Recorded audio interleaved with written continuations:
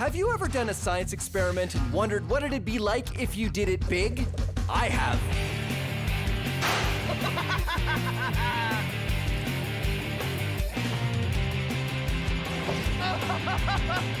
Yeah!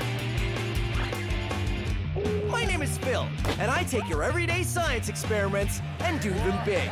This is Science Max, Experiments at Large. Science Max! Today's episode is about friction. How can I hang onto this rope without falling? Can we reduce it so we can slide around? I'm going towards the wall! Can we increase it so I can climb a wall? Ha ha! I did it! Can I use it to fly? Yup! Friction, today on Science Max Experiments at Large. Hey, Science Maximites,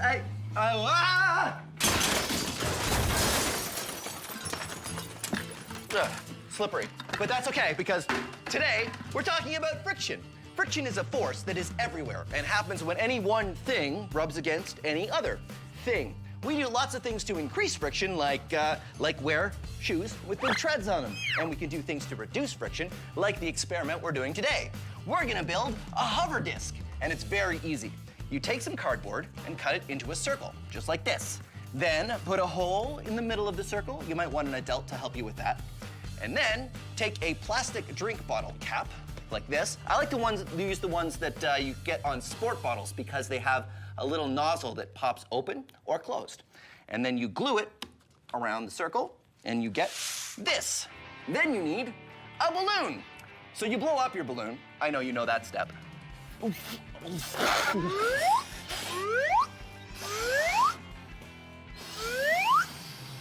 And then twist the balloon so it doesn't get away from you. When it's nice and twisted, you can stick it over the drink bottle cap like this, and then untwist it. And this is why I like to use the plastic drink bottle caps that come from sport bottles, because you can open it when you want. And when you do, your disc rides on a cushion of air, reducing the friction with the table, and it's almost like it's sliding on ice. You can also use CDs if you want to do a different design. Just make sure you're using CDs you never want to listen to again. Now, if any of this is too fast, don't worry. You can always go to the Science Max website, where we have all of the instructions. And now, it's time to max it out. We're going to see if we can make a human-sized, rideable, low-friction hover disc. I'm going to the Ontario Science Centre, where hopefully I have an expert that can help me. Door is stuck. I think there's a little bit too much friction with it. Oh, that's got it. Oh no, this isn't the Science Center. Did I go back in time again? Oh. It is the Science Center. Helena, hi. Hey, Phil. You're here to see the hover disc. Yes, please. All right, come on, right this way. So I made one in the lab that works pretty great. It's on cardboard and it has a balloon. The one you have here works on the same principle? Yeah, it does. But you know what? My friend Russell has some ideas about making something like this, but even bigger. Do you think we can make one big enough to ride? Maybe, yeah. All right, well, let's take a look at the one you have here. Oh, I see. Right, this one works the same as the one I made. It's really hard to move the disc, but if you add some air, it floats like a dream. There we go. Great, so let's ride it. Whoa, Phil, not this one, the one upstairs. You can ride that one. Oh, okay. Yeah. Should we bring this one just in case? No, it's a little heavy. I think we can leave it there. What if we need it for reference? No, I'm sure we'll be okay. It is pretty heavy. Yeah, but... come on. Let's go. Russell's waiting. Are you sure we won't need it? I'm positive. Okay, but if we have to come back, I get to say I told you so. Okay. All right. Hey, Ramona, you change your hair? Yeah, it's nice. It's like doing this now. Because but now it's, yeah, I like it. You should give me the name of your guy, because I wanted to, hey, oh, hey, how are you? You ever think to yourself, no matter what I do, I can't seem to get anywhere. I can't get enough traction? Well, you, my friend, need some more friction. Which one of these two shoes has more friction? Take a closer look. Huh? Right, bam. This one doesn't have a lot of treads. It doesn't have a lot of friction. But this one, it's got metal spikes on the bottom. This is called a cleat, and the spikes are for helping you grip onto the grass when you're playing soccer or golf, increasing its friction. Why do you think skis are smooth on the bottom? Come on, look at that. It's so smooth and glidey. My hand I can barely even touch the surface. It just slides right off. It's sort of glidey and smooth. They're smooth to help you glide across the snow, reducing their friction. Why doesn't this box slide down this ramp? Friction. This roller skate has wheels. Wheels reduce friction. But when I push the roller skate, how come it doesn't just keep rolling forever and ever and ever and ever? And going all the way around the world and writing a memoir. Say it with me. Friction. Louder. Friction. Can't hear you. Friction. A little too loud. Friction. Ease it back. Friction. How can I hang onto this rope without falling? Friction. How can I jump down on the floor without falling over? Friction. And now you know your friction. Your friction. Your friction. Come on. Uh-oh. Oh, Ramona, the friction sign is broken.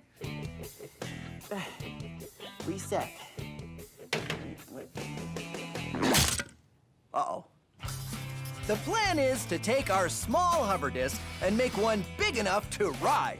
So I'm off with Helena to another part of the Science Center to meet Russell, who has some ideas on how we can do it. Oh, hey, Russell. Hey, hi, Helena. Hey, Phil. How you doing, Russell? How you doing, Phil? So this is the hover disc. This is our small hover disc, yes. How does it work? Well, obviously you sit on here, right. Air will go into here. It gets vented through all these separate holes here, so we get an airflow over the entire area. Hopefully this will work to pick someone up. All we need is... Air. Oh, well, that's easy, because the small one worked like this, so we just put the balloon on, right? I hope you got the top. Okay, so we put the balloon on the... hold on. Larger balloon! Oh, okay. Sorry. That's okay. Okay. Uh-oh, twist it so it doesn't... He's losing his air. Okay, all right. On you get. You grab Right. one side, I'll grab the other. Okay, here we go. Go. It doesn't... Still way too much It doesn't friction feel on like it. there's it still feels pretty frictiony. I think we might need something more than a balloon. So what do we do? Well, I think we need more consistent air going through here. Okay. So not a balloon. Not a balloon, something, I don't know, opposite to a vacuum cleaner? Opposite to a vacuum cleaner. That would be Like a leaf blower. Like a leaf blower. a leaf yes. blower. Right? High five. Yeah. Awesome idea. Yeah, leaf so blower it is. why don't we make a couple larger discs when we'll hook some leaf blowers to them and we'll see what happens. Definitely give it a go. Okay, great.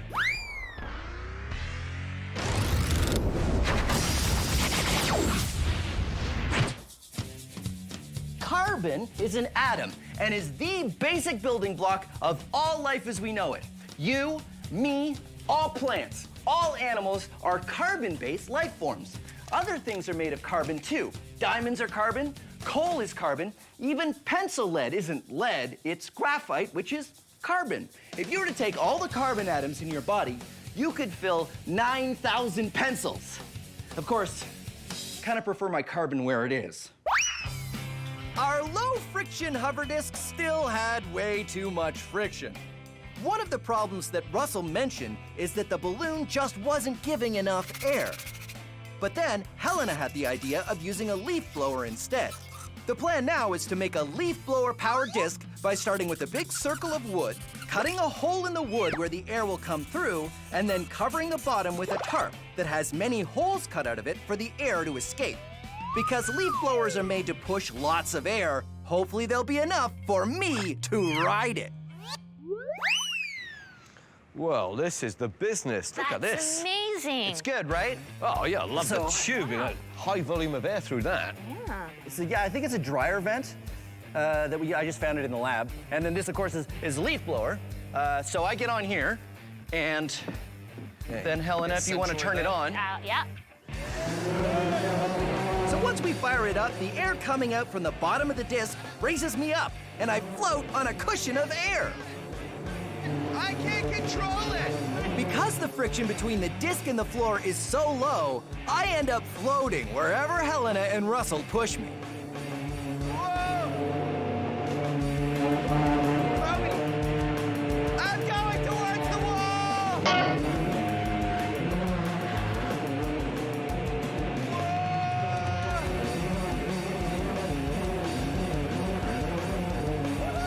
It's like human air hockey! Okay. It's a bit unstable. Do you want to turn it off? Wow, that worked amazing. Not too much control, though. I have no control whatsoever. Yeah, no. But this is great. So so we have the no friction Yes. down pat. I feel we need some way to actually move. Well, something to push you along. I was thinking as you were going, like, you need like a broom or something. A broom. Okay, yeah. What if we do like something low friction, like a broom, and something high friction, like that we could really sort of stick on the ground? Yeah. That Yeah. works for me. And then we could build two of them, and we would have two discs and two ways of moving them. Are we gonna race? And we can race! Yeah! Okay, Yeah. race. That's what we're gonna do.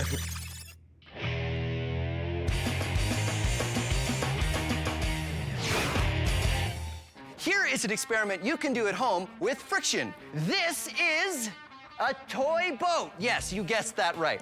And this is a wooden plank. Correct, that's 2 for 2.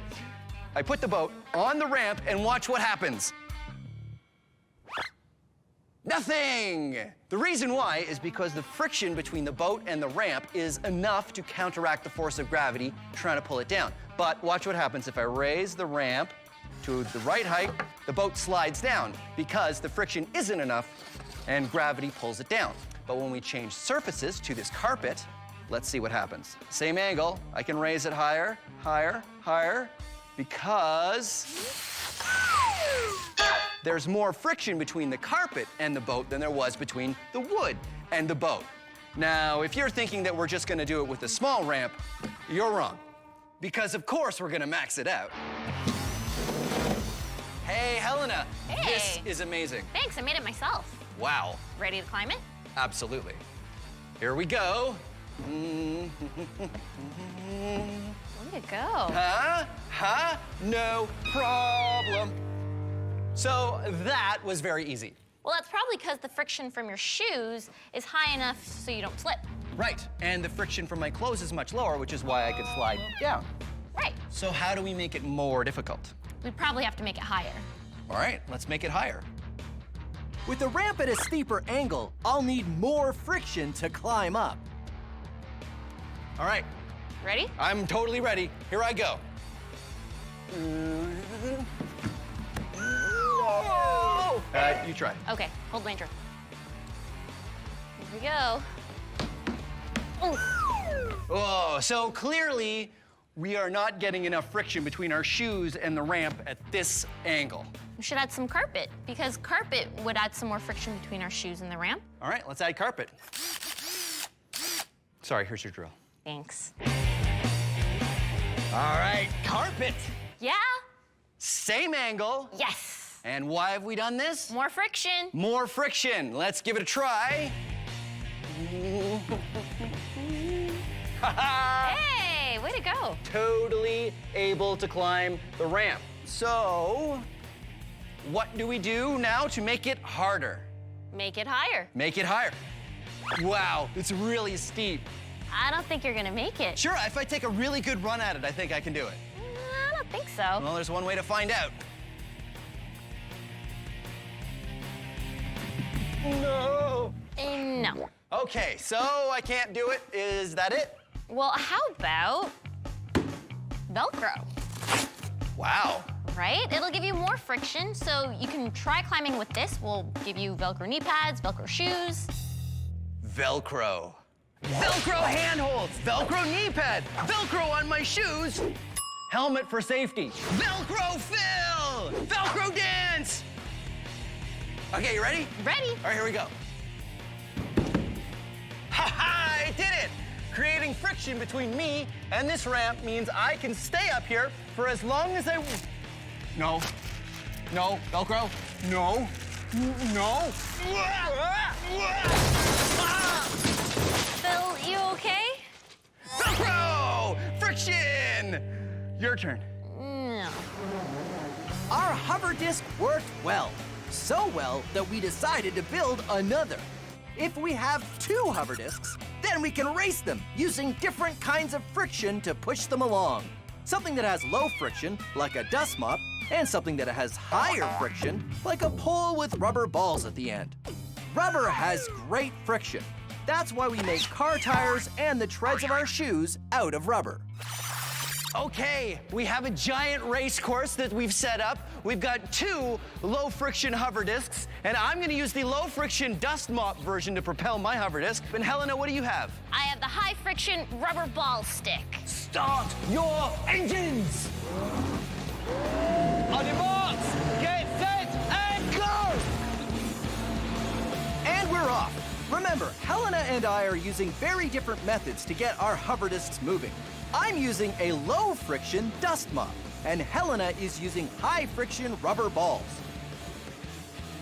As you can see, my low-friction dust mop doesn't make enough friction with the ground for me to push myself.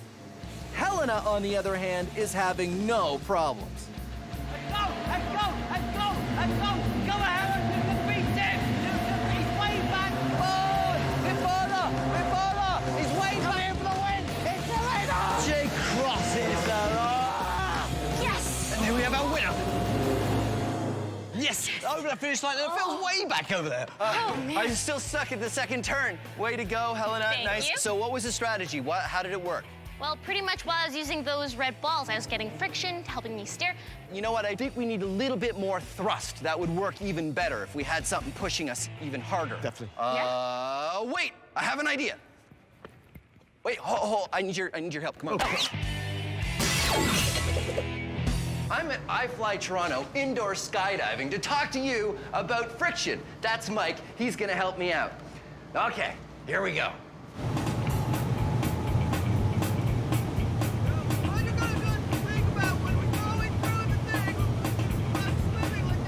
Unfortunately, we can't hear what Phil is saying because there's too much wind. It looks like he's trying to tell us something about the friction.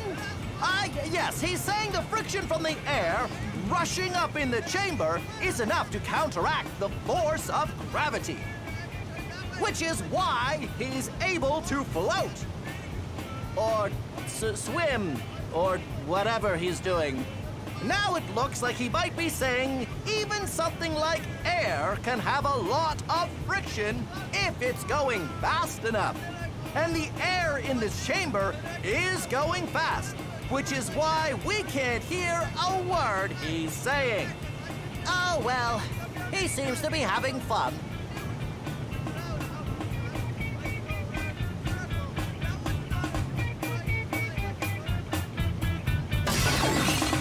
So how important is friction? Well, let's say I'm out for a drive. Car tires need friction to grip onto the road. Without it, my car wouldn't be able to turn at all. But that's nothing. Without friction, the bolts holding the wheels on the car wouldn't work. In fact, none of the bolts, screws, or glue on the car would work, and nothing would stop moving or stick to anything else. Even the trees would blow away with the slightest breeze. Friction is everywhere, and without it, nothing would work. Okay, hover disc race round 2. This time we decided to have a little bit more thrust, so Helen and I are going to be using fire extinguishers. Now, do not use fire extinguishers at home. Fire extinguishers have a very important purpose, and it's not for this, but we've got these ones special. Are you ready, Helena? Oh, yeah. Oh, yeah. Okay, here we go. Russell? So, racers, start your engines. And go!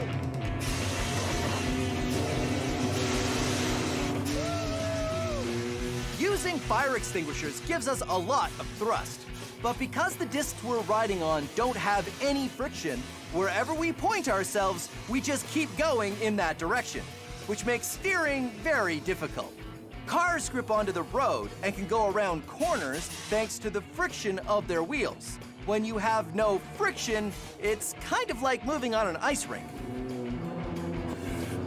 Oh no! I'm out!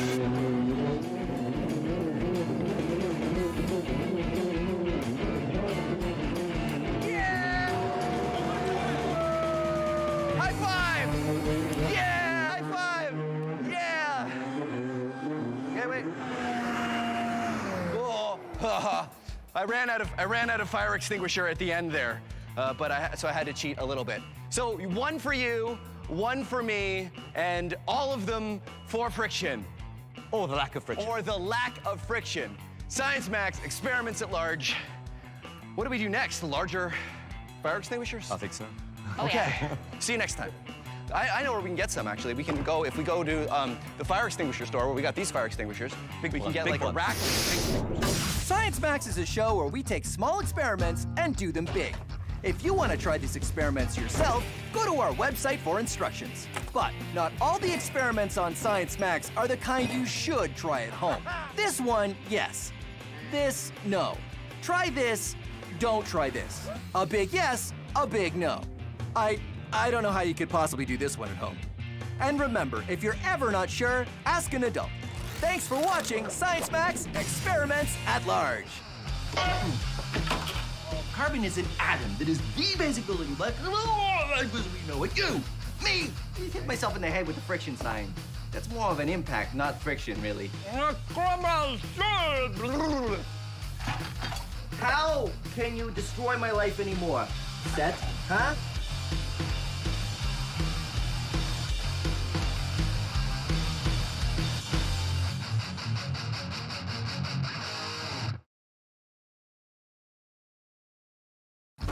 Have you ever done a science experiment and wondered what it'd be like if you did it big? I have.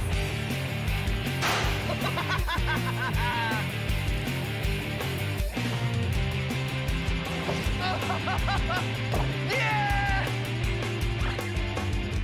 My name is Phil, and I take your everyday science experiments and do them big. This is Science Max, Experiments at Large. Science Max! Try yours. Here you go. What makes airplanes, or basketballs, or people fly? It's air. As well as a bunch of other things that we learn when we try to make a giant paper airplane. So that didn't work. All on this episode of Science Max, Experiments at Large. Greetings, Science Maximites. Today, we're going to be looking at air. I know, it's kind of hard to look at air because it's invisible. But we can look at something that uses air to move. That's right, paper airplanes! Ha-ha! Ha-ha! Look out! Woohoo! Believe it or not, you can learn all kinds of science from paper airplanes. So let's build some. We are going to do a paper airplane which actually holds the Guinness World Record for the longest paper airplane flight. Pretty cool, huh? First, you fold the paper in half like this, but then you open it back up again, and then you fold in the corners like this. Now, don't worry if this is really, really fast, because you have all the instructions on our website. Then you can fold the paper down like this, make sure it's about 2 centimeters from the bottom, where the point is there, and then you fold the corners in just like you did before. But these ones are just guide folds. We use guide folds to help us fold other folds, basically. Now, we fold again using the guide fold lines you just made. And I like to call this fold the shirt collar fold because it sort of looks like a shirt collar when you fold it. Now, we fold again on the fold that you made before. Folds in like that and in like that. And now we fold the point down to touch the edges right like that. And this is a guide fold, so do it very strong. Unfold it. Now you fold it in half like this. And see that guide fold line that we made there? What you're gonna do is you're gonna take the tip and you're gonna fold it in to touch the guide fold line like that. And this is also a guide, and open it up. And here's the trickiest part. See how it's bent like that? You push it open like this. And this is called a pocket fold because you want to make a little pocket and push it up against there. Fold it flat like this. Fold this tip down over there like that. Then fold it around the back side. Then fold the wings down like this and like this. And here's the extra special bit. We're gonna use some stabilizers on this plane. Fold up the stabilizers on the ends of the wings and ta-da, the Sky King paper airplane fold. Now, as science maximites, you know that there's lots of ways you can learn how to fold paper airplanes. Get an adult and look up paper airplane designs on the internet, or take a book out of the library on how to fold paper airplanes. And of course, this isn't Science Max, experiments at large, if we don't max it out. So that's right, we're gonna make a giant paper airplane. I'm going to the Ontario Science Centre to do just that.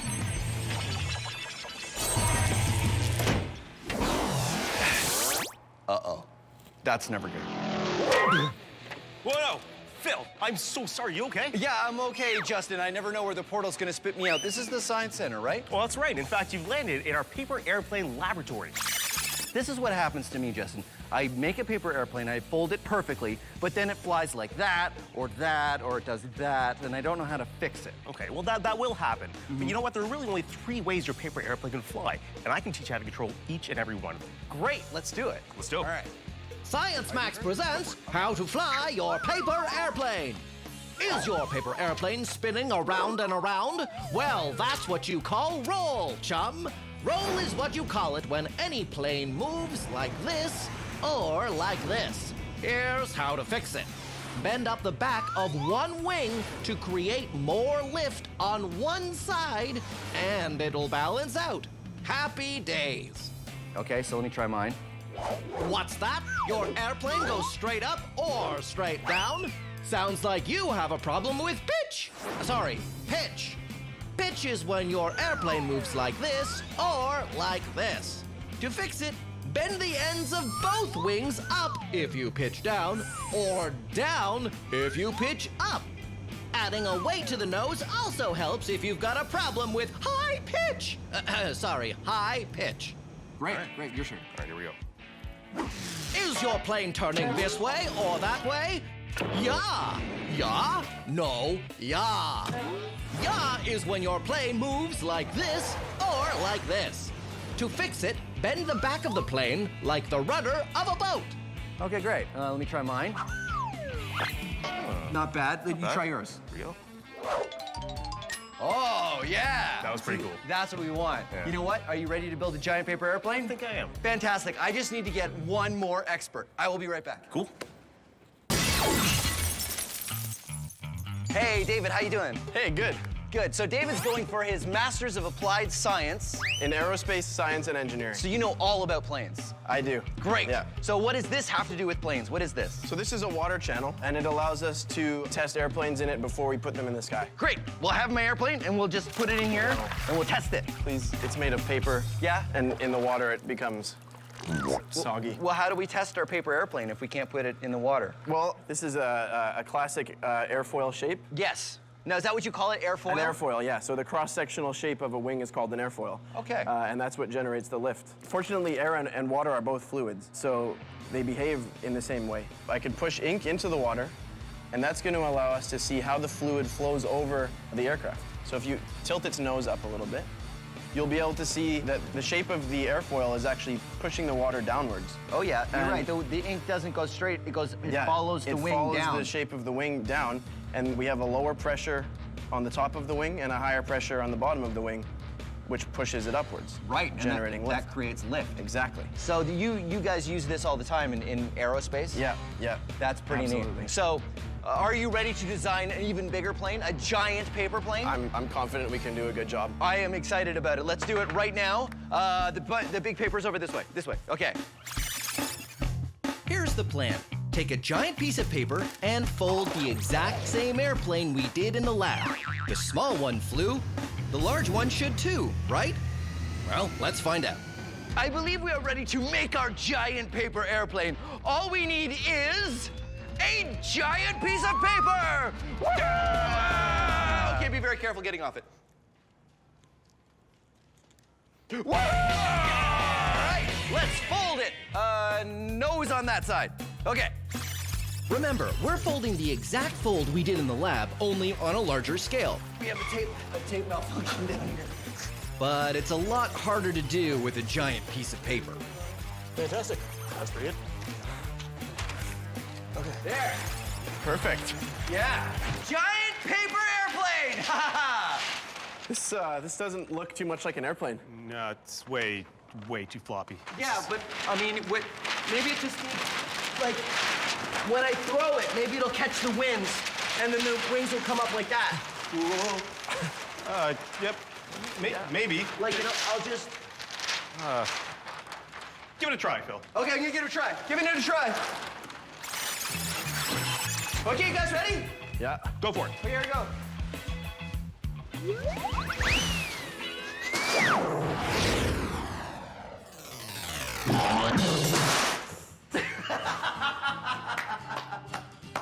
Wow. What do you think? Oh man. I think we can make some improvements. It sort of felt like a bed sheet. I feel if I just threw my lab coat, it'd probably look. Let me just see. Okay, ready?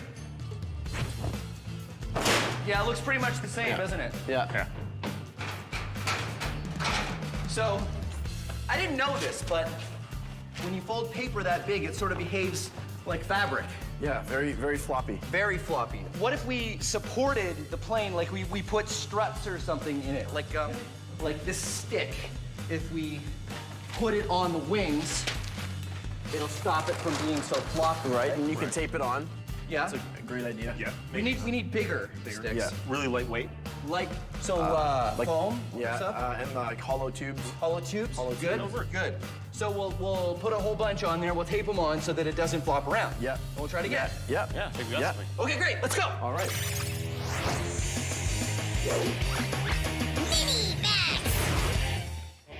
Bernoulli's theorem states that faster moving air has lower pressure than slower moving air. You can demonstrate this yourself with a ping pong ball and a hairdryer. You put the ping pong ball on the stream of air from the hairdryer, and because it's moving quickly, it has lower pressure than the air around it. So the low pressure air works sort of like a force field, and you can defy gravity with your floating ping pong ball.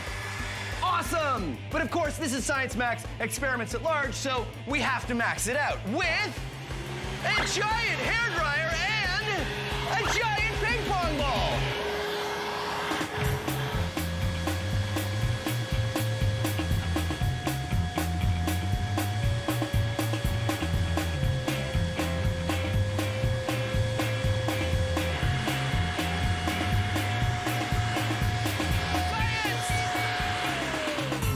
Sorry, I said science! You probably couldn't hear me because of the... So, our giant paper airplane turned out to be really floppy. When paper is that large, it doesn't hold together very well. What we're going to do is take foam and long sticks and tape it to the large paper airplane wherever we need to give it support. So, here, and here, here, and a bunch there, and maybe some over there. Well, it turned out we needed to reinforce in a lot of places. There. And then that. Great, look at that. It's not even flopping around. It stands under its own weight. Huh? There's a whole bunch of stuff on it. I don't know if it's gonna fly so well. Oh, it's gonna be, well, I mean, I have to put the stuff on it so it doesn't flop around. But there's like really a lot of stuff. Well, I needed this foam to reinforce this foam, and then I needed the cardboard to reinforce both of those. Phil, there's a giant hole in the wing. Well, I can fix that. Just move your head, and then I'll just... Phil, there's a lot of stuff on here. There. But like it's really a lot. Problem solved. Guys, let's just fly it. Oh, okay, sure, yeah, let's do it, let's do it. All right. Okay. All right, here we go. Maiden voyage of the Mark II giant paper airplane. Okay, here we go. 1, 2, 3. Whoa.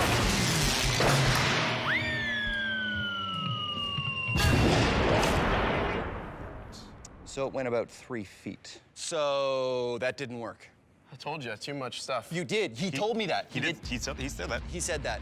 What we need is something that's stiffer without as much stuff on it. But the paper, it's too floppy, so you have to put the stuff on. Right. How about some cardboard? Cardboard's nice and stiff, and technically it's paper. You're right, cardboard. Let's make it out of cardboard. Yeah. Cardboard, all right. Oh, yeah, it's over here.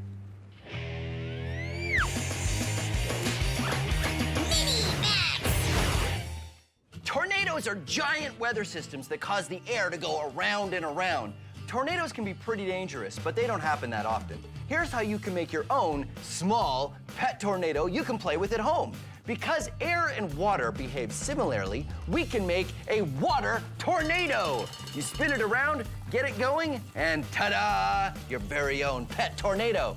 Here's how you do it. You take two 2-liter plastic bottles and fill one with water and some blue food coloring, is what I like to do. And then tape the mouths of the bottles together. You might need an adult to help you with this because you want to make sure the bottles are perfectly aligned. Then flip it over, spin it around to get it going, and voila, your very own pet tornado. Awesome. And now we're gonna max it out with a giant tornado chamber.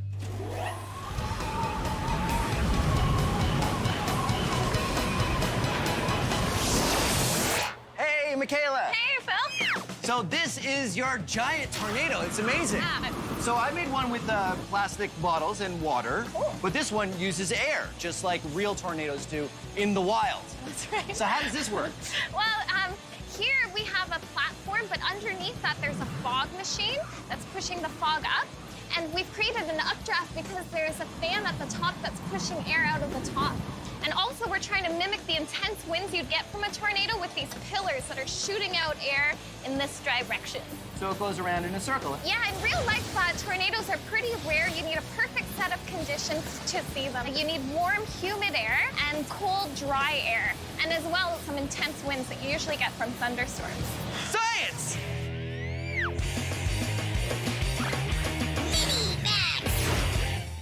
If I was to drop this light basketball and this heavy workout ball at the same time, which do you think will hit the ground first? Let's find out. They landed at the same time. That's because everything falls at the same rate. It doesn't matter how heavy or how light something is. Until things are falling fast enough that air friction or drag starts to play a factor. Soon, things reach their top speed. This top speed is called terminal velocity. It means I could throw this basketball from an airplane and it might not be going any faster than if I threw it from, say, 10 stories up. I'm gonna find out what the terminal velocity is for both of these objects when we max this out. Ninja science roll! Here's how terminal velocity works. Everything falls at the same rate, going faster as gravity pulls it down. But when things start going so fast that just pushing through the air at that speed creates as much force as the pull of gravity, things reach a top speed and they won't go any faster. How heavy something is and how much air it pushes both play a factor in its top speed. And that top speed is called terminal velocity. How cool is that? I'm at iFly Toronto. This is a giant wind tunnel, and they've got the wind going fast enough that they can't fall any faster. It's the terminal velocity for a human being. I'm gonna take our weighted ball and our basketball and place them both here in the wind chamber.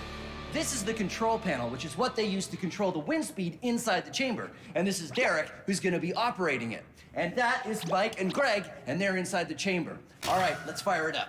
All right, firing it up. 35, 58, nothing happening yet. This number here is the one we're looking at to see how fast the air is moving.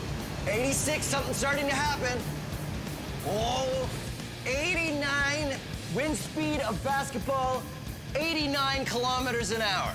At 89 kilometers per hour, the wind is going fast enough that the friction of the wind and the pull of gravity balance out, making the basketball float.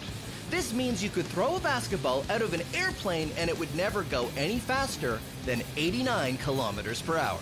All right, let's keep increasing the speed. 106, 124 kilometers an hour, 140, 150. Oh, 166, almost. 172. Whoa.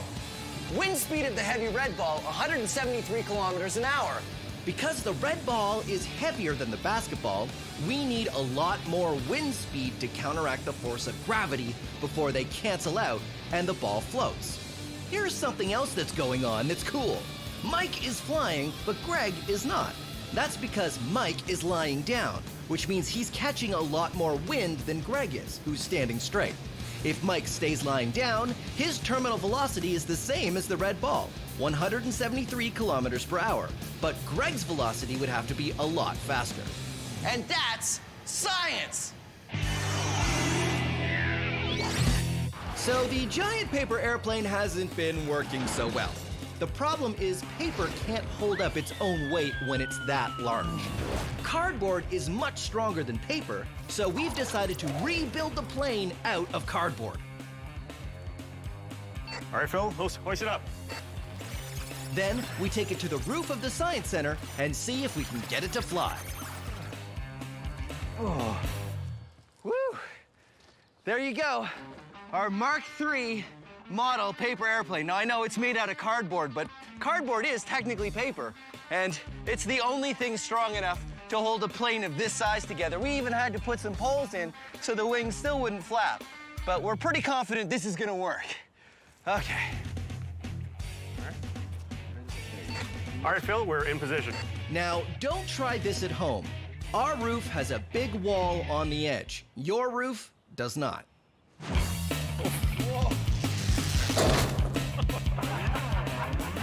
Our first attempt didn't go so well. Looks like we have a bit too much pitch.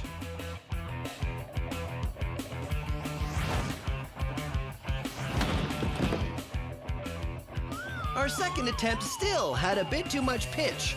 Time to add some weight to the nose. We added some clips to the front to give it a little bit more weight on the nose, which is important. Although at this point, I kind of wish there was less weight. Whoa, okay, all right.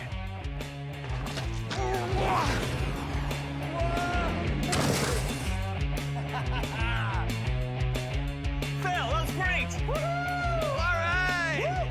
This throw worked best, but I know what you're thinking. Why didn't it sail through the air like a normal paper airplane does? Well, that's because the other thing heavy planes need to fly is thrust.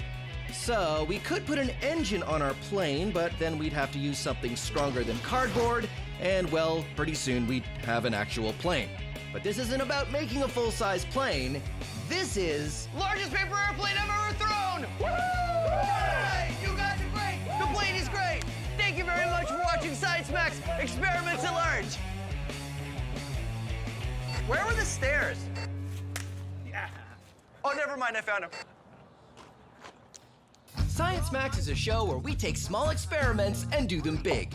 If you want to try these experiments yourself, go to our website for instructions. But not all the experiments on Science Max are the kind you should try at home. This one, yes. This, no. Try this, don't try this. A big yes, a big no. I don't know how you could possibly do this one at home. And remember, if you're ever not sure, ask an adult. Thanks for watching Science Max Experiments at Large.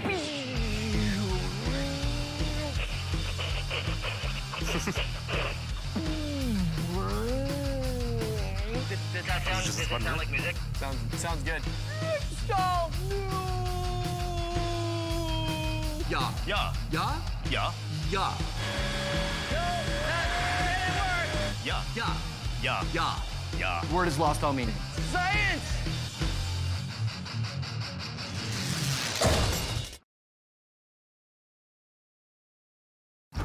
Have you ever done a science experiment and wondered what it'd be like if you did it big?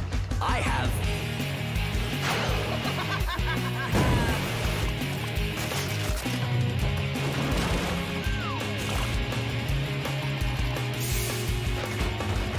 My name is Phil, and I take your everyday science experiments and do them big. This is Science Max, Experiments at Large. Science Max! Today on Science Max, it's all about gas pressure. Low pressure, high pressure, Good ideas A nucleation fountain. and bad ones. Let's carbonate pickle juice. All on this episode of Science Max Experiments at Large. Greetings, Science Maximites. Today we're using fizzy drinks in our experiments. And a fizzy drink is just water with bubbles of carbon dioxide gas dissolved in it. So I thought since we exhale carbon dioxide, I could make a fizzy drink by just blowing bubbles in this water. Doesn't seem to be working though, does it? I don't see any bubbles, do you? No. Water does absorb carbon dioxide gas, but I don't have a fizzy drink. Weird.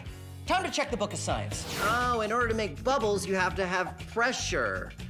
So... This is an air compressor. It takes air and compresses it, puts it under pressure. So...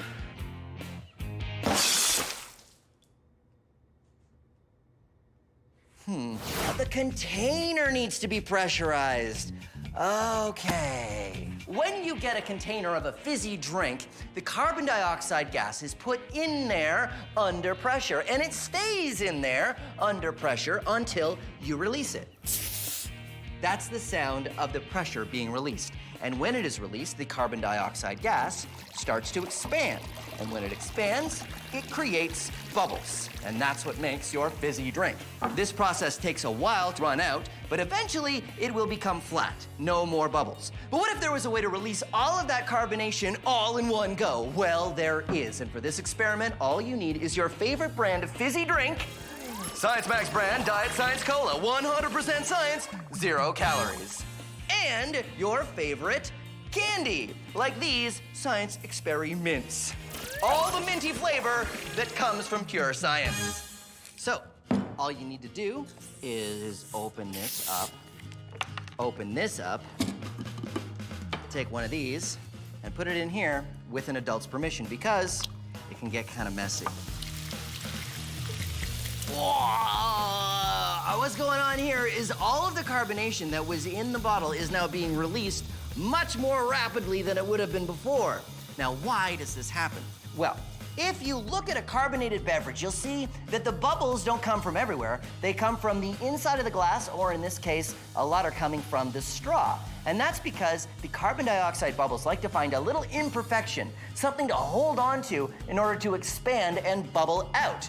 And a candy, such as this, has a ton of little tiny microscopic imperfections. So when you drop it in, there's a lot more places for the bubbles to attach, and that makes the carbonation happen a lot quicker. But remember, this is not a chemical reaction. It all has to do with carbonation. So that's what we're gonna be looking at today. Air pressure, more pressure, less pressure, and of course, we're gonna be maxing out this experiment.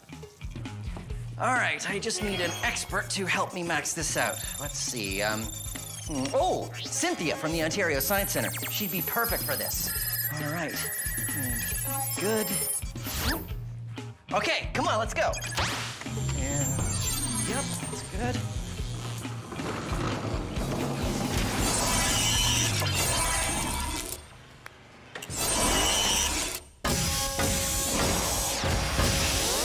Oh, hey, Cynthia! Hey, Phil, how's it Cynthia going? from the Ontario Science Center, you're gonna help me max out the Science Experiments and Diet Science Cola experiment. I think we need a better name for this. Okay, well, we have the mints that have tiny little pores called nucleation sites on them. The gas inside the cola is gonna go through these nucleation sites, create a giant fountain. So why don't we call it a nucleation fountain? Ooh, nucleation fountain, I like that. It's accurate and it sounds awesome. There we go. Okay, so we wanna max it out. So how many should we put in? Let's say 5 more nucleation sites. More reaction. Ah. I tried adding more mints, but one at a time didn't work. It doesn't, No. it's not, the bubbles are pushing it back out again. There we go, there we go. And then, yeah, I think if we put them all in at the same time, it would work better. So we came up with a delivery mechanism to get all the mints in at the same time. A tube with a magnet holding the mints up, which we screw onto the top of the bottle. Pull the outside magnet to release, and... Oh, nice. Oh, yeah. Oh, yeah. That's a good fountain. That is a good nucleation fountain. Nucleation fountain worked very well. There we go. Cynthia and I decided to try some other ideas to max it out even more. We decided to do some Experimentation. Experimentation. Oh, that's a good one. Yep. and see if Diet Cola was the best carbonated drink to use. We tried 4 different kinds: Diet Cola, regular cola, lemon lime soda, and club soda. Really just It's just carbonated water. carbonated water. 3, 2, 1, go.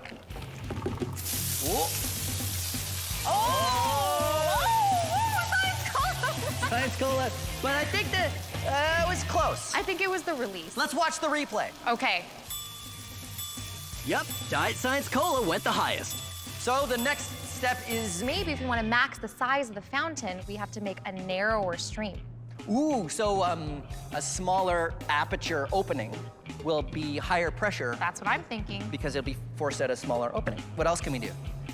We can launch it. We could launch. Oh, you mean like sideways? Yeah. Yeah, I love that idea. So we'll put it on wheels. We'll put it on wheels. Okay. And then we'll launch it sideways. Okay. We got a lot of things to do. Okay, let's get. We need time. Let's do it. Get to it. Okay, we'll go to Okay. the lab. I'll get a mop.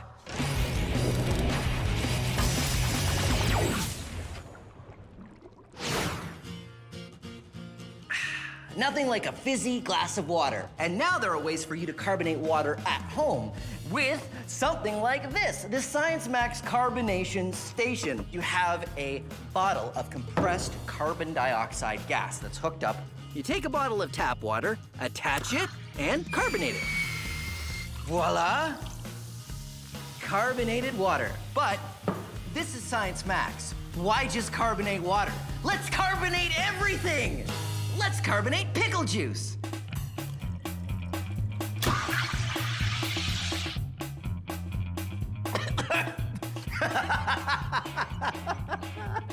It's actually amazing.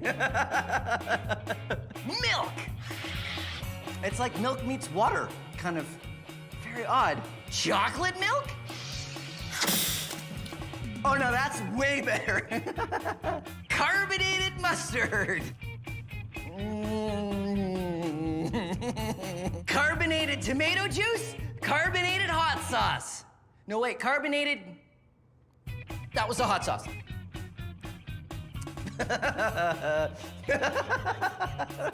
No. Carbonated clam chowder. Oh, there you go. Carbonation. Not just for water anymore. It is definitely not for clam chowder. No, that's just a big bowl of no. Never again.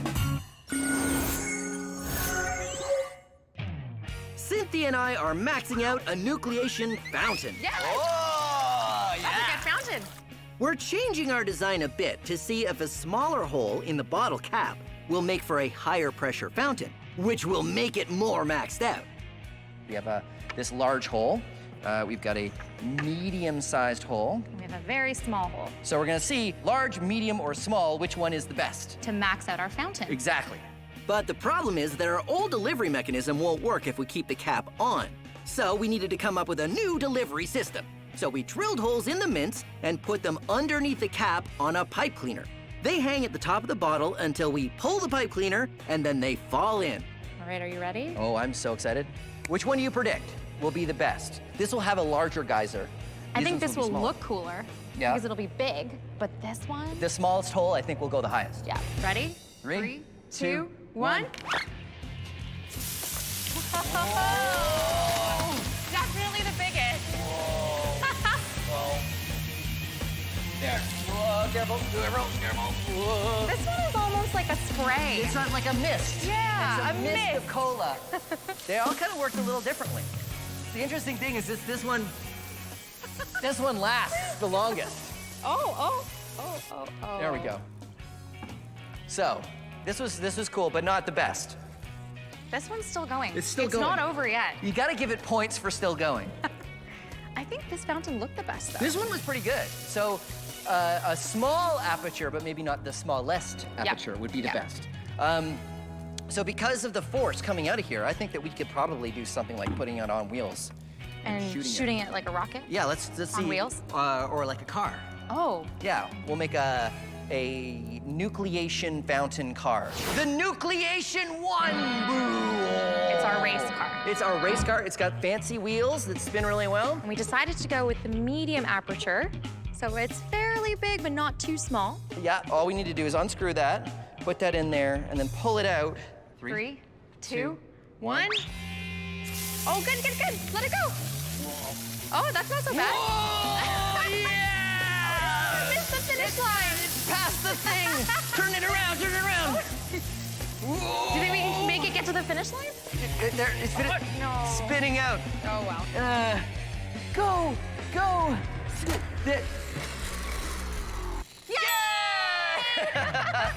It worked pretty well, but there's always more ways to max it out. What if we just got like a giant container? Like, because we're using small containers, right? What if we just So got a you really want to large carbonate container? a very large container. Well, we'd have to figure out some way to, well, come on, let's go figure it out. Okay, let's do it.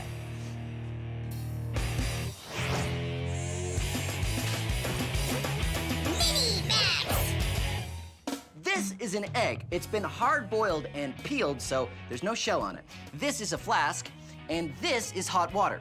I pour the hot water into the flask, which means the air inside the flask starts to heat up. And when it heats up, it expands, and some escapes through the top of the bottle. I pour the water out, and then I cap the flask with the egg. Now this expanded air is starting to cool again, which means it's lower pressure, which means the higher pressure on the outside of the flask pushes the egg in. Ha-ha! Fun! And then, to get the egg out,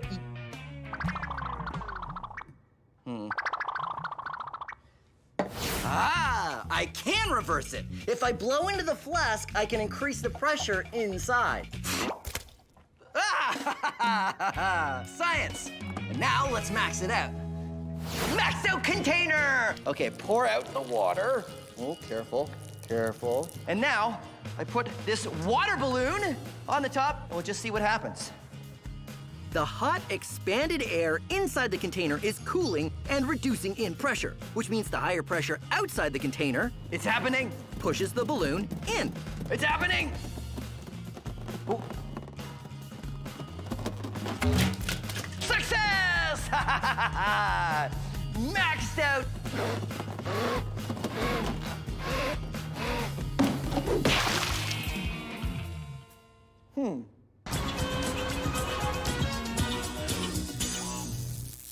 Did you know that we live on the bottom of an ocean of air?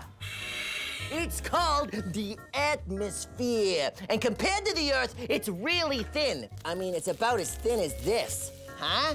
Huh? Look at that. Not very thick at all. But it's a good thing the atmosphere is around, and not just for breathing. Though I am a fan of breathing. What do we want?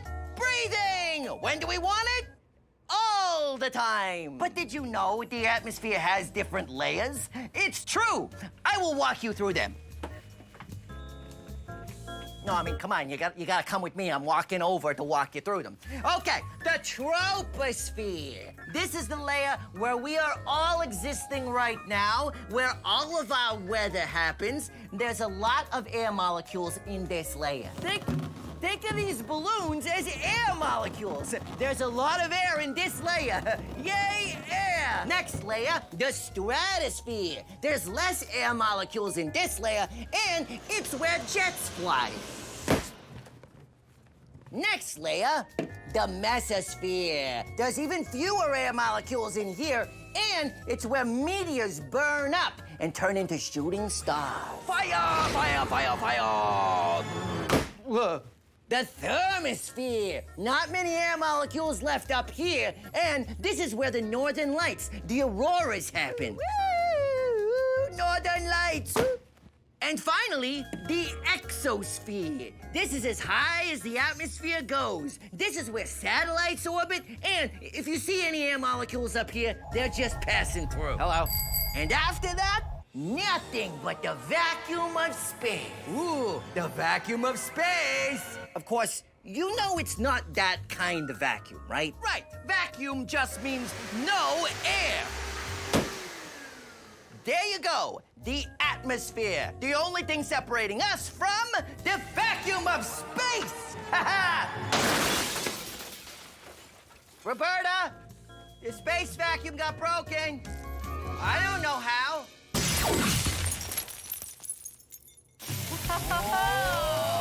Cynthia and I are maxing out the nucleation fountain. This one is almost like a spray. It's not like a mist. Yeah, it's a mist of cola. Just to experiment, we tried using a giant bottle and pouring the Diet Cola in. I'm a little concerned about the science, but it didn't work. Well, that's not very exciting.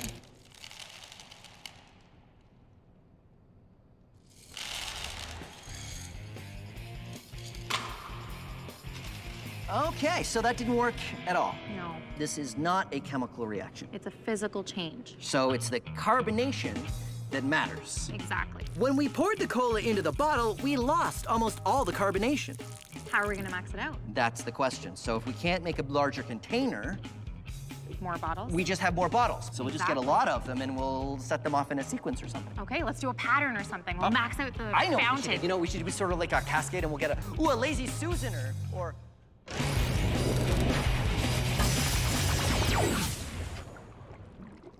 This is a vacuum chamber. It's an airtight container, and I put a hose on it, and the hose is attached to a pump.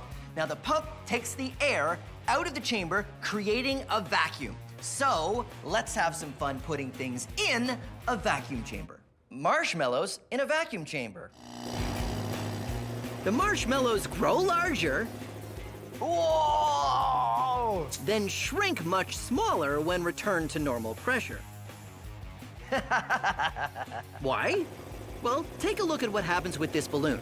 The vacuum takes the air and the pressure out of the container, which was pushing against the sides of the balloon. Without that outside pressure, the air molecules inside the balloon can expand. So let's max it out with maxed out marshmallow. Just like the balloon, the marshmallows expand. But unlike the balloon, the air in the marshmallows escapes, so they shrink when the pressure is added back in. They're almost the size of regular marshmallows. It's the air inside a marshmallow that makes it fluffy. It is not very fluffy. The same expanding process happens with marshmallow cookies. The marshmallow has completely deflated and it's all kind of hollow inside. The frosting on a cake? More cake! No, no! Oh! Look at this giant birthday cake. I can't wait to eat it. No! No! Why birthday cake? And even shaving cream. No! Shaving slime.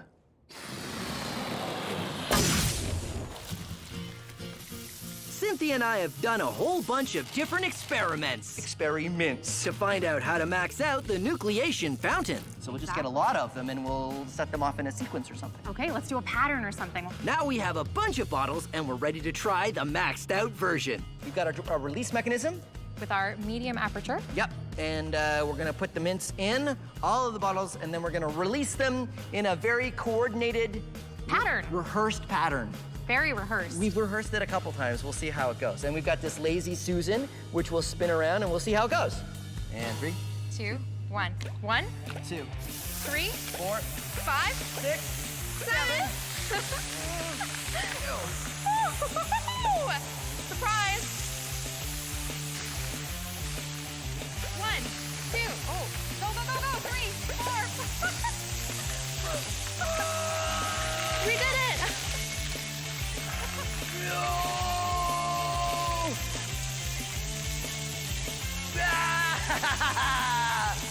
Whoa! It's raining Diet Science Cola.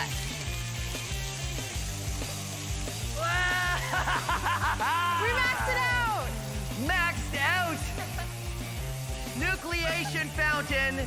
That is as good as it's gonna get. So let's recap. Our nucleation fountain is all about releasing the carbonation in our Diet Cola faster than normal. This happens because there's lots of tiny bumps on the mints for the carbon dioxide to grab onto and make bubbles. High fives. There you go. Science Max Experiments at Large Nucleation Fountain. Excellent job. Now all we need to do is clean it up. Clean up, and I think I need a shower with water. Yeah, I think I need at least the towel. Yeah, Okay, but it's let's- supposed to volumize your hair. Is it good for I your think hair? So. I yeah, hope so. better than 'Cause honey and things like that. Awesome.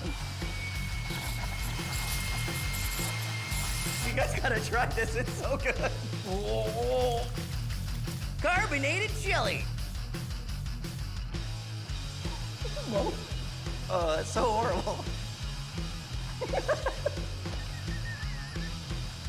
Please, I don't want to do it. I don't want to do it. Have you ever done a science experiment and wondered what it'd be like if you did it big? I have.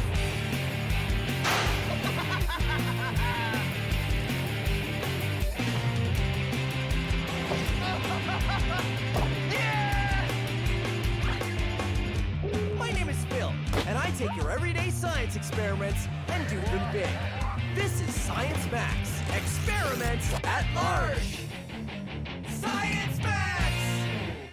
What good is science if you can't use it to give you super strength? Well, I try to do just that on this episode of Science Max. Lifting more, rolling more, and a whole lot of running. Simple machines, today on Science Max Experiments at Large.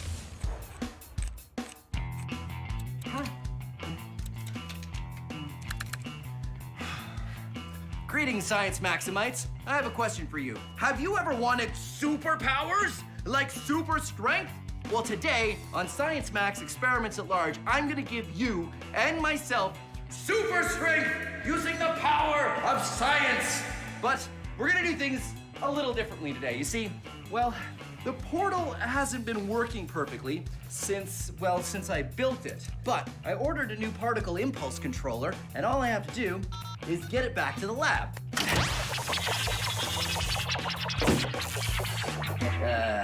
Perfect timing. It looks like the portal is broken. Okay, well, no problem.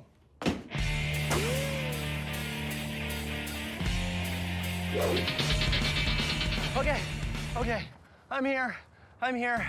Wow. That's perfect. One particle impulse controller for you. All right, thanks very much. No problem. Appreciate it.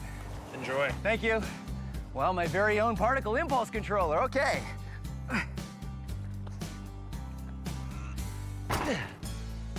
That's as heavy as I thought it was gonna be. All right, Science Maximites, this episode of Science Max Experiments at Large is gonna be a little different because today I'm not gonna have an expert come and help me because I'm gonna move that giant, heavy particle impulse controller all the way across the parking lot and all the way up that loading ramp by myself with nobody's help. How am I gonna move a giant, heavy machine all that way if I can barely even budget? Well, I'm gonna give myself superpowers, super strength with the power of simple machines. And the first machine we're gonna start with is the lever, which I guess I should go back to the lab to tell you about.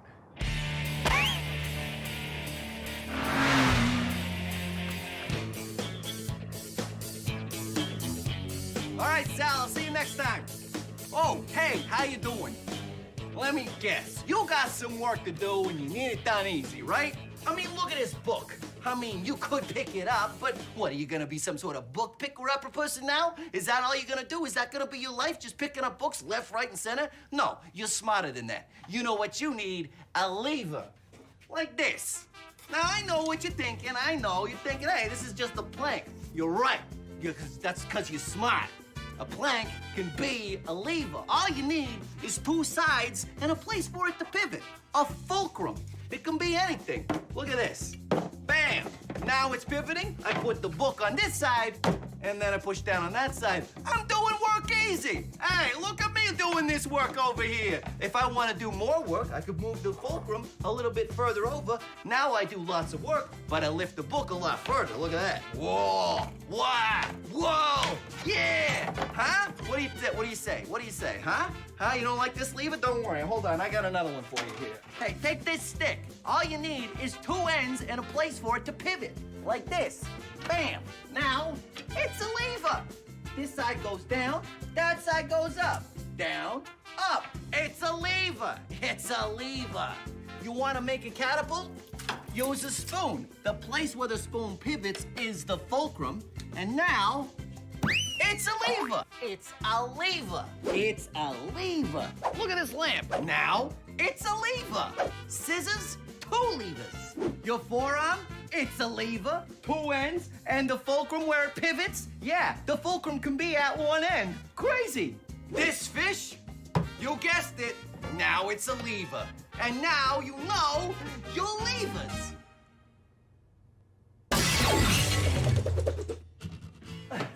Okay, where were we? Oh yeah, levers. So you can use levers to become much stronger, or at least lift something you couldn't normally lift. Levers are simple machines and they work like this. Levers are just a long rod or a stick or pole or a piece of wood like I've got here, and something for them to pivot on, a fulcrum. Now let's say you have something heavy, like this book. Sure, I can lift it, but what if I told you I can lift this heavy book with this book? Now, if the fulcrum is in the middle, like a seesaw, you can tell that book is much heavier than the other book. But watch what happens when I move the fulcrum. Huh? It's like magic, but it's not magic, it's science. Whoa. It's because the small weight is moving a long distance, and the heavy weight is moving a short distance. Small weight, long distance, heavy weight, short distance. So, everything balances out. But here's where it gets interesting. The longer your lever, the more weight you can lift. These are 2 heavy cinder blocks. There's the fulcrum, and here is a very long lever with which I am going to lift those cinder blocks with this book. Ha-ha! And there you have it, levers. Now, back to the particle impulse controller. Oh, right. Ha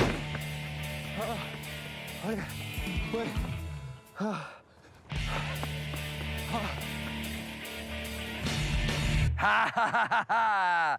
Lever! Here we go. I got my giant lever. The bigger the lever is, the easier it is to do the work. I need a fulcrum. Just about anything will do for a fulcrum. And put that there. Now the hardest part is getting it on the lever. Okay.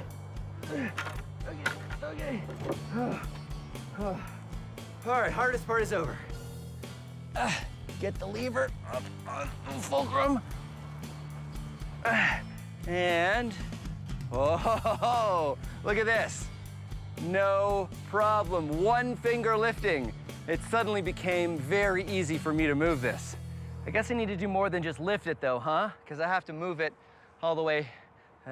Oh, rollers! Come on, back to the lab.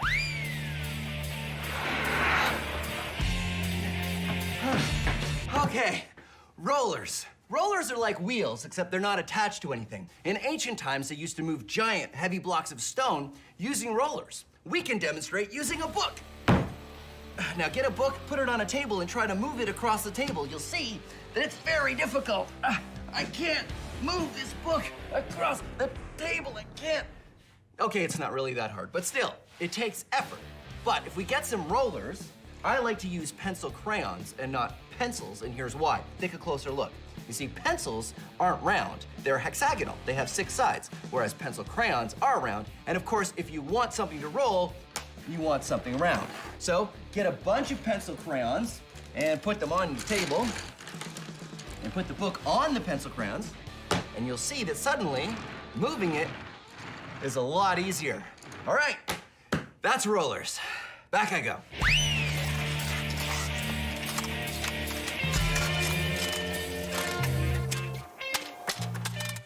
Now it's time for Science So Simple, a Caveman Could Do It. This is a caveman. This is a rock. Knock! It is a well-known scientific fact that if this caveman were to try to move that rock, he would not know how to do it easily. Poor caveman. But in ancient times, people learned how to move heavy rocks using ropes No. and rollers. Oh, wrong Earth. Yes, rollers. Wrong Earth. Rollers. Wrong Earth. Close enough. Rollers make it much easier to move a heavy object.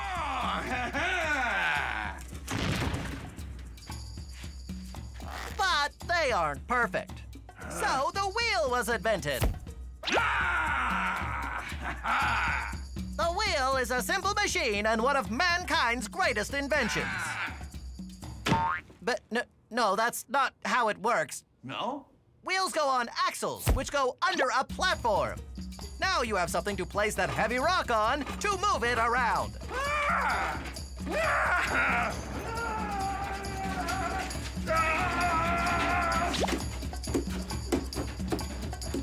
But all these great inventions came after the time of the caveman. Cavemen had to do everything the hard way. Join us next time for more science.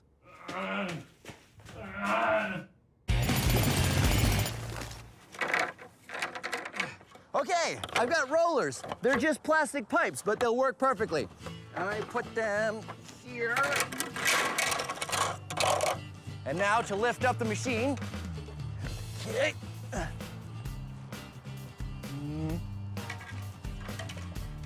Perfect. And so the rollers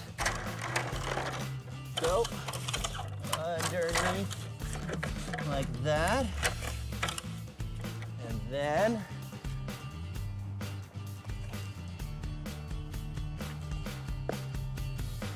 whoa.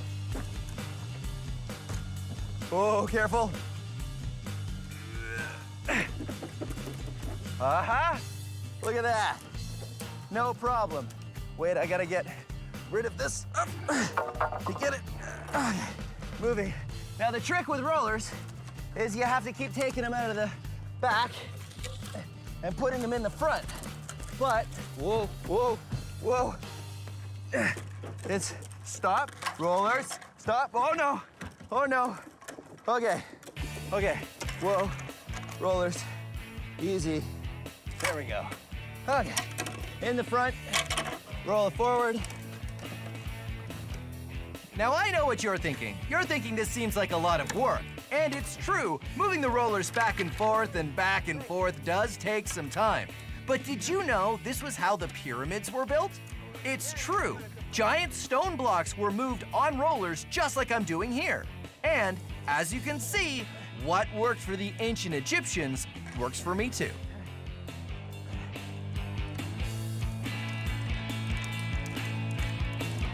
Uh-oh.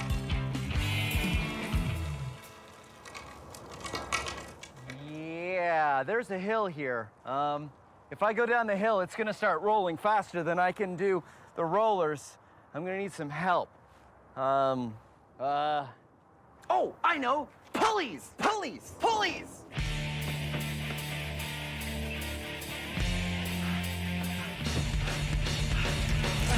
Okay, pulleys. Pulleys are a great way to change the direction of force. I've got a rope going through this pulley and down to a book. So when I pull the rope down, the book goes up. Changing the direction of force can be very helpful, but pulleys can be helpful in another way. Pulleys can let you lift something that you couldn't normally lift. Now the rope goes up and down and up and down and up and down. And the force I need to lift this cinder block is a lot less than if I was just lifting it by myself. But I've got to pull a lot more rope. That's called mechanical advantage. Spreading out the force over a longer pull so you can lift a larger weight. If you use more pulleys, it reduces the amount of force. One pulley, same amount. Two pulleys, half the force. Three pulleys, 1/3. So I've got 5 pulleys here, which means I only need 1/5 the force to lift this cinder block. So there you go, pulleys. Now back to the, wait a minute. This calls for a mini-max. So how much weight can you lift with pulleys? Well, as much as you want, really. I have 4 pulleys on the bottom and 4 pulleys at the top. That means with 8 pulleys, I only have to lift 1/8 of my weight plus the weight of the chair I'm sitting in. And if I keep pulling, you will see that the chair I'm sitting in is roped to the pulleys. So now we see if I can pull myself up with nothing but pulleys.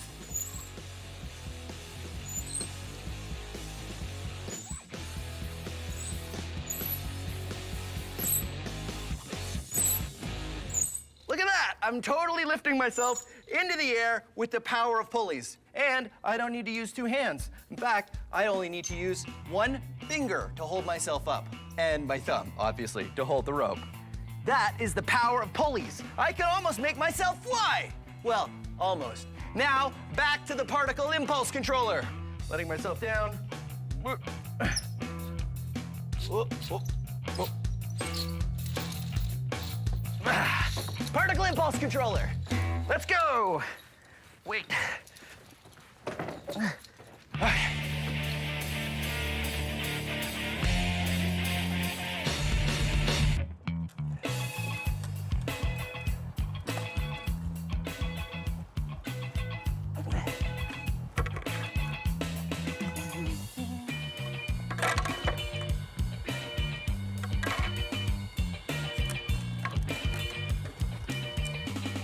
All right, I've been able to use this pulley to lower it down the hill at the speed I want to go. Interestingly, I'm using the pulley not to make it lighter, but to just change the direction of force. And I managed to get it right here at the bottom. Now I've got to get it up onto the loading dock, so I think this is where I need a ramp. Whoa, whoa, oh.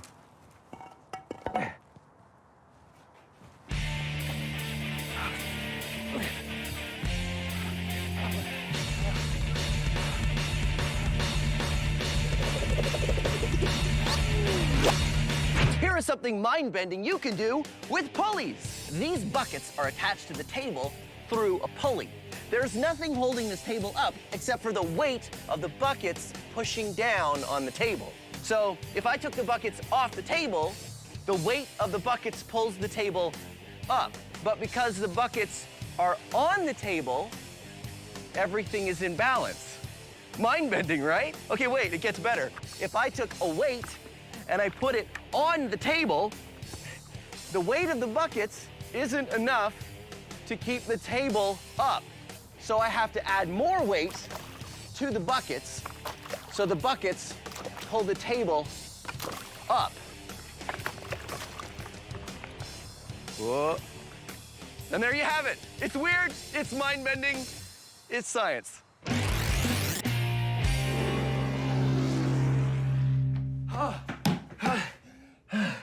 Okay. Ramps. Ramps are a great way to move something up. I will demonstrate using, you guessed it, a book. Let's say I wanted to move this heavy book on top of this stack of books using just this little string. Watch what happens.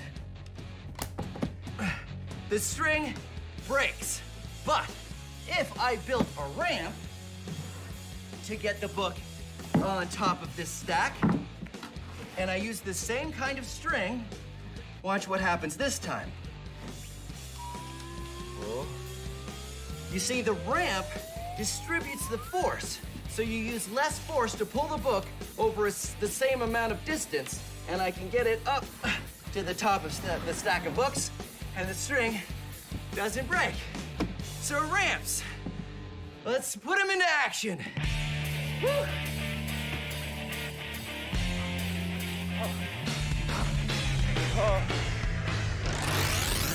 My simple machines have worked great. I've managed to get the particle impulse controller all the way to the loading dock. But now it's time for the hardest job. What I need to do is build a ramp that goes from the ground up to the loading dock. Then I need to pull the heavy impulse controller up the ramp. The best way to do that is to use a system of pulleys. I have 3 pulleys on one end and 2 pulleys on the controller.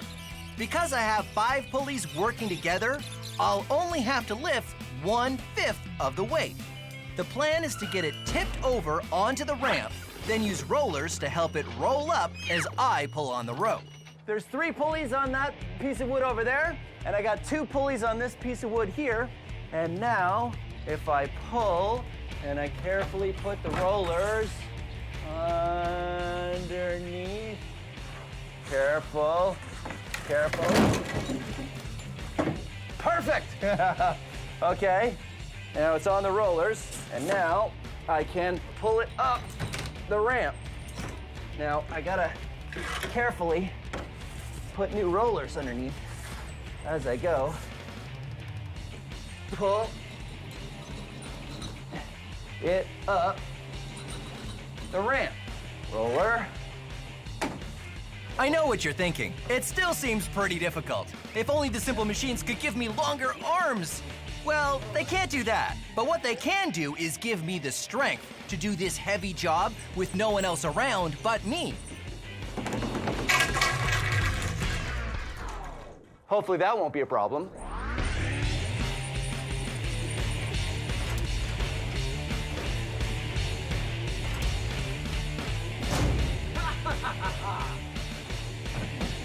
There we go! I did it! All the way across the parking lot and up onto the loading dock with the help of levers, rollers, ramps, and pulleys. The hard part's done. Now I just have to get it into the lab. All right, let's see if all that effort was worth it.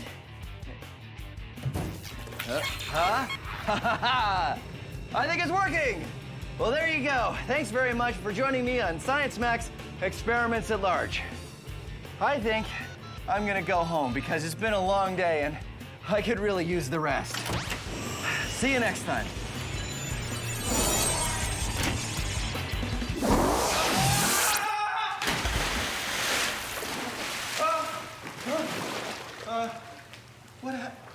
Wait, I hit 3, 4, 1, 2. I should have hit 3, 4, 2, 1. That was yeah, that's okay. I'll just go back and,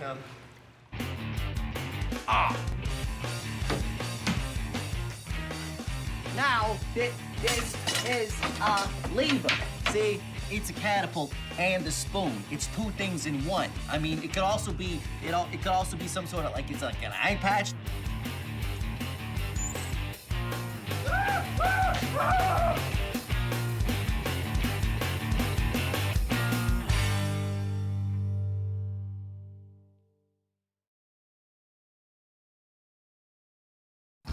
Have you ever done a science experiment and wondered what it'd be like if you did it big? I have.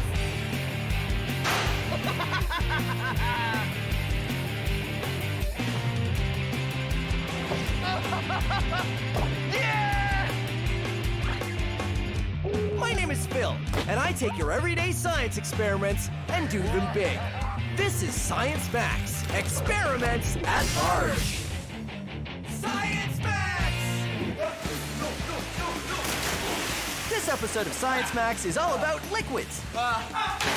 What makes something float or not float? Oh no! My loonies! Liquid density and super absorbent gel. Who wants to do an experiment with diapers? Liquids. Today on Science Max, Experiments at Large. Hey, welcome to Science Max, Experiments at Large. I'm Phil McCordick, and hold on a second, I'm just gonna change. Okay, that's better. Now, where were we? Oh, right. Let's go make a boat. So you know that some things float and some things sink, like rocks, or wood, or full water bottles and empty water bottles, or carrots, foam, waffles, screwdriver, playing cards, plasticine, tinfoil, potato, my watch. wait. That wasn't supposed to go in there. So how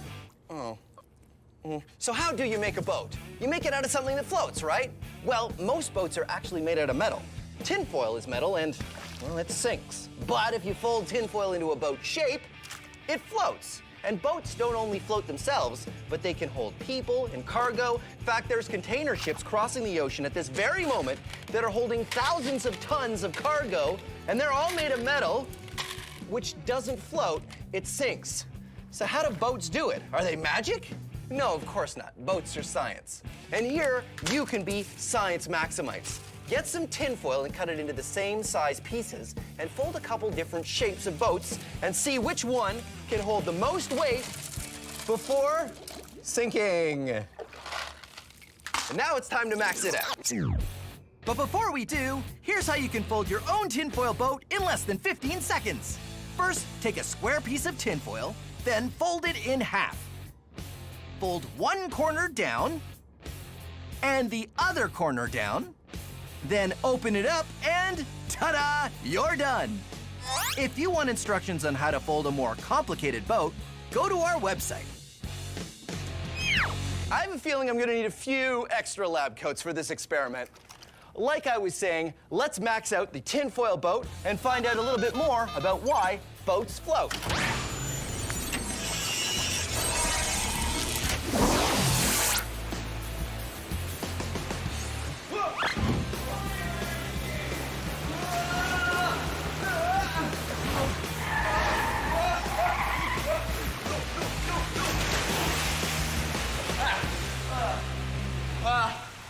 Okay, well, I'm here at an indoor pool, which is not, I wasn't expecting to be in the pool just yet, but this is where we're gonna build our giant tinfoil boat, so why not? Huznia, Phil, you're wet. I thought I was gonna come in over there, but I came in on the water sled. I think I had the coordinates wrong.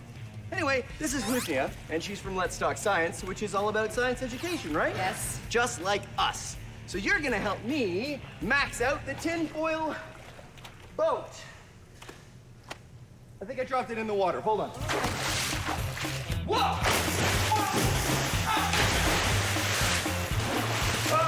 Here. Where? There it is.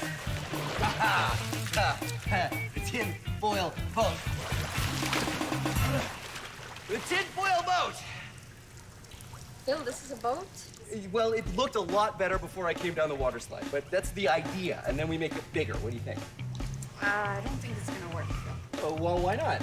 Tinfoil is very thin, Uh-huh. and it might not hold the shape of the boat. Well, I still think we should use tinfoil, though.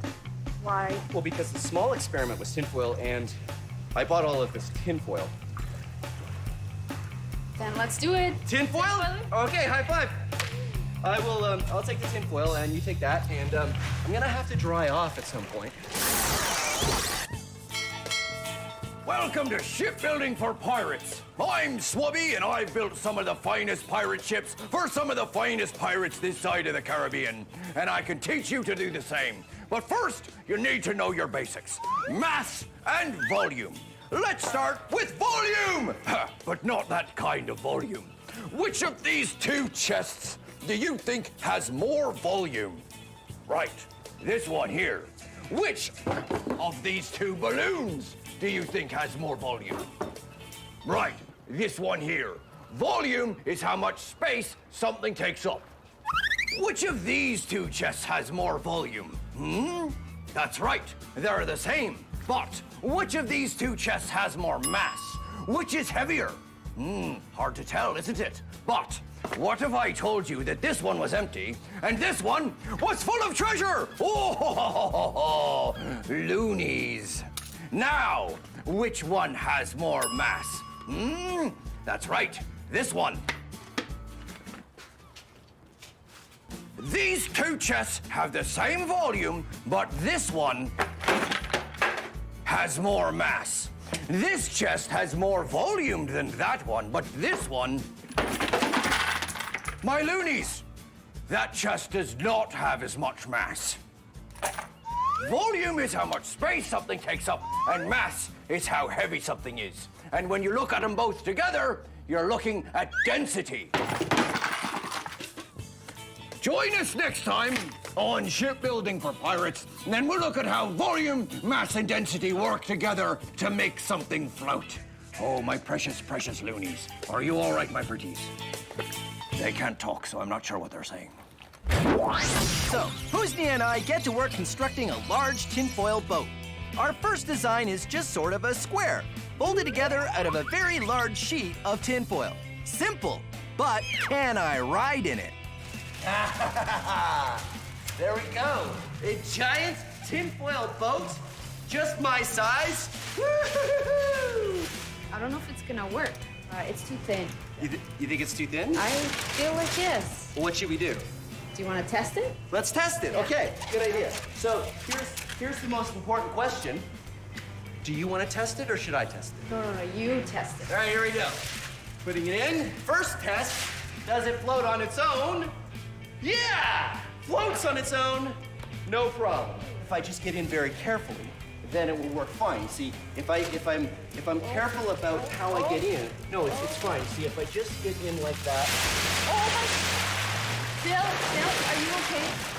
Wait a minute. It's sort of, no, that's just air. You know what went wrong? It wasn't boat shaped. I think if we make it look more like a canoe, because canoes float, if we make it look like a canoe, it'll work great. No, Phil. We need some support. If we add a couple of structures in between, then we add support to it. I'll tell you what, let's make a boat like I want to make and a boat like you want to make, and we'll see whose is the best. That's a good idea. Okay, let's do that. All right, let's do it. Welcome back to Shipbuilding for Pirates. I'm Swabby, and now we know what volume means, what mass means, and that together it can tell you something's density. Now let's find out why things float. Let's say we're out to sea and my treasure chest gets swept overboard. Oh no! But it's all right. It floats because it pushes enough water out of the way, displaces it to carry its mass. But what if my treasure chest had more treasure in it? Well, we're giving it more mass, but not more volume. Too much mass and not enough volume, and it will sink. Oh no, my loonies! You need more volume if you want to float more mass. And that is why things float. I'm Swabby, and thanks for joining me on Shipbuilding for Pirates. So, the first version of the tinfoil boat didn't work out too well. Like that. But my idea is to build a tinfoil boat more like a canoe to see if a different shape makes any difference. Tinfoil canoe! Very Canadian. Very Canadian. The canoe part, anyway. I don't know about the tinfoil part. So, Husni and I had a bit of a disagreement of why the last boat didn't work. I thought it was because it wasn't shaped enough like a boat. So this one looks like a canoe. What I thought is that it requires some structure. Structure so that it wouldn't fold together. That's right. And we'll see how it goes. All right. All right, here we go.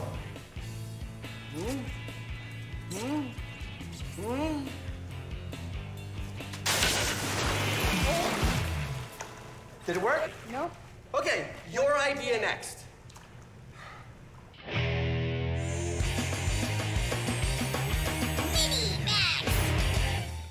Did you know it's easier to float in salt water, like in the ocean, than it is in fresh water, like a lake or a pool? That's because not all liquids are created equal. They have different densities. This is fresh water, or it doesn't have anything in it. And this is sugar. If I was to put 1 scoop of sugar in this water and stir it around until it dissolves, now this liquid is more dense than before I put the sugar in. Here's an experiment you can do at home using liquid density. This glass just has regular water with yellow food coloring in it. This glass, green food coloring and half a cup of sugar in it. This one has a full cup of sugar in it, and this one has 2 cups of sugar in it. Now, when you do this at home, you'll definitely want an adult to help you because you have to heat the water if you want to dissolve that much sugar in 1 glass of water. I'm gonna put them all in 1 container. You can do this at home, and when you do, I suggest you use a very small container because you have to be very careful when you put the layers in. You can use a turkey baster or a straw. When you put your finger on top, the air pressure will hold the liquid in and you can just drop it in. But these kind of take some time, so I'm going to use the syringe of science. I'm gonna use the most dense liquid first because that's the one that's gonna want to be on the bottom. I carefully put it on the bottom of the container. The next layer, be very careful. And you'll see that the red and the blue aren't mixing because they have different densities. The blue is heavier than the red. We'll add the green. And you can see, even when it drips into the red, it comes back up to the top because the green liquid isn't as dense as the red liquid. And the denser liquids push the lighter liquid up. And now we're gonna add the yellow, which of course has no sugar in it at all. And there you go. All the layers stay separate. If you put it on a light, you can really see it. Liquid densities. Now, let's max it out.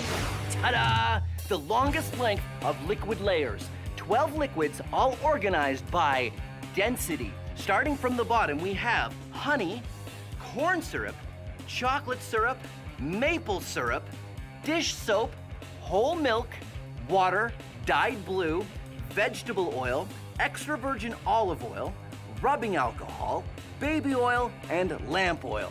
Liquid density. I really, really want to mix it up, but it took me a long time to make this, so I'm not going to. Our first 2 attempts at a tinfoil boat haven't gone so well. Husnia's idea is to make a tinfoil boat and add some more structure, because the tinfoil just wants to collapse when I get in it.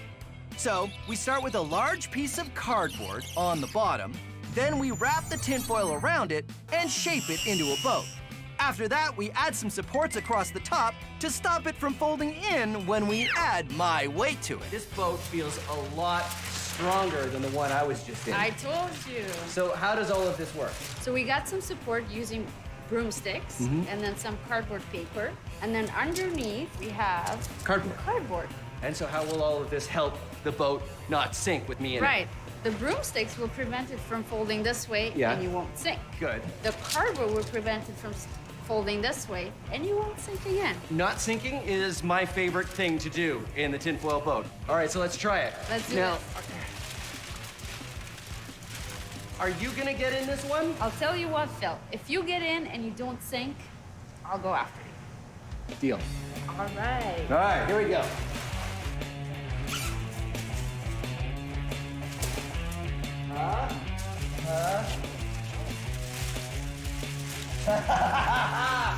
It's sort of working. Oh no, water's coming in. It's sort of working. It's almost working. Uh-oh. Wow. No.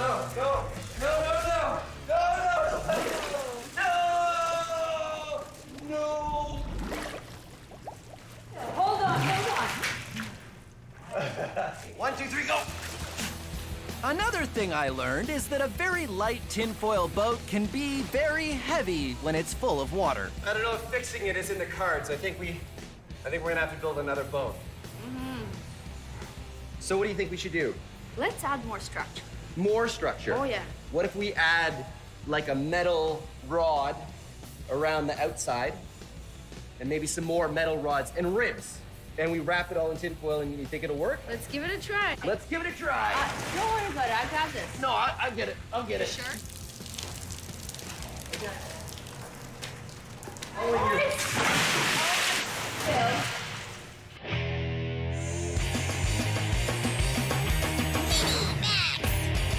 Who wants to do an experiment with diapers? Oh! No, I'm serious. You may have a little brother or sister at home, which means you probably know where you can find some diapers. But there are 2 things you need to remember. First, ask an adult if you can use the diapers for your experiment. And 2, only use unused diapers. Okay? Okay. So, you take the diaper, and if you cut it, be very careful, maybe get an adult to help you, over some black construction paper, like I have here, and you shake the diaper over the construction paper, you'll see that there's a little powder that comes out. And this is the secret ingredient. This is super absorbent gel. What it does is it soaks up all the liquid, and diapers are full of them. And you carefully pour it into a plastic cup, like that. Now you can see I have already done it with a number of diapers. It's important to use a plastic cup because It's a little messy, although it's non-toxic, it's totally safe, but it's still easier to clean up by just throwing the cup away. Now, add some water, and what happens is this super absorbent gel absorbs the water and turns very quickly into a paste. Look at that. Now, let's max it out. 5 kilograms of super absorbent gel, 500 liters of water. Now, it is time to do science!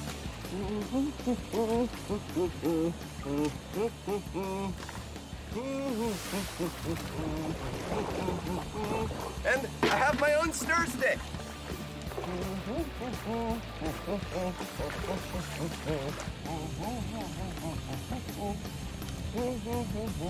Yep, definitely coming along. I'm not exactly sure if we're getting anything on this camera, but I want to make sure it's recording. Yep, it's recording. There we go.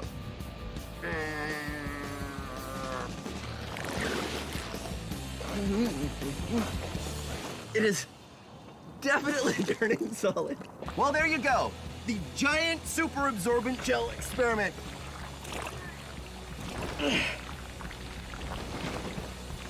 Corey, Trevor, I need some help getting out. How many outfits have I been through in this episode?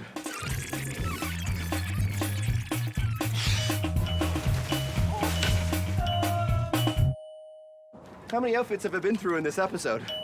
Anybody have a towel? There you go. Thanks, buddy. That's great.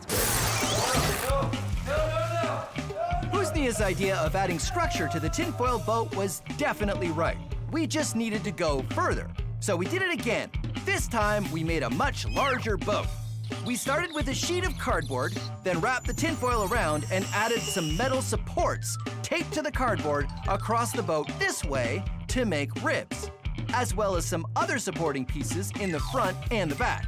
Then another metal rod all the way around the top, and finally, supports across the middle.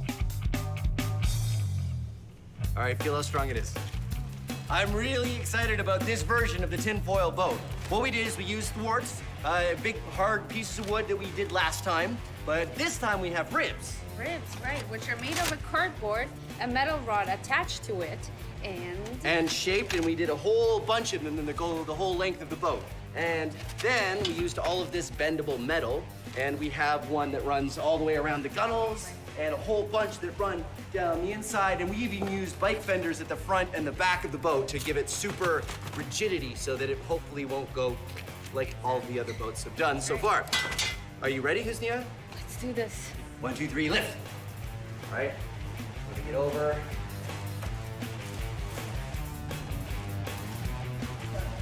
It floats, but that doesn't tell us anything because they've all floated at this point. It's only when I get into it. Okay, here we go. All right.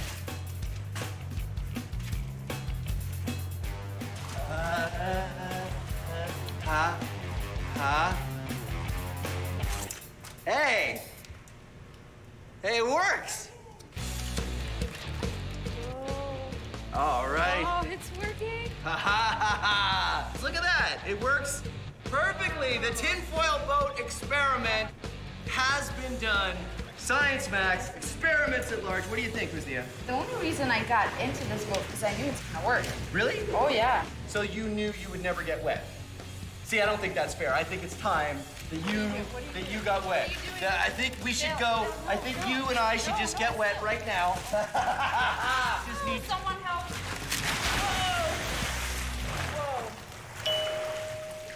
You're still dry, aren't you?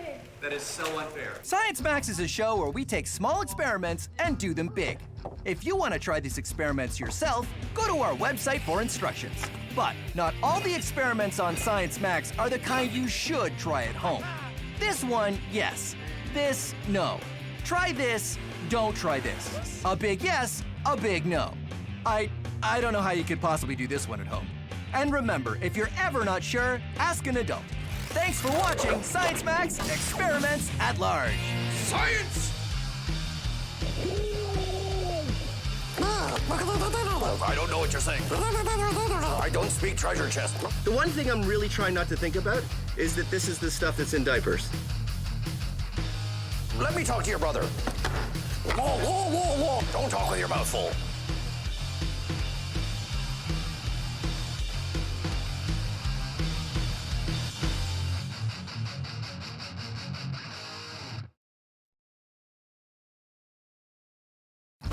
Have you ever done a science experiment and wondered what it'd be like if you did it big? I have.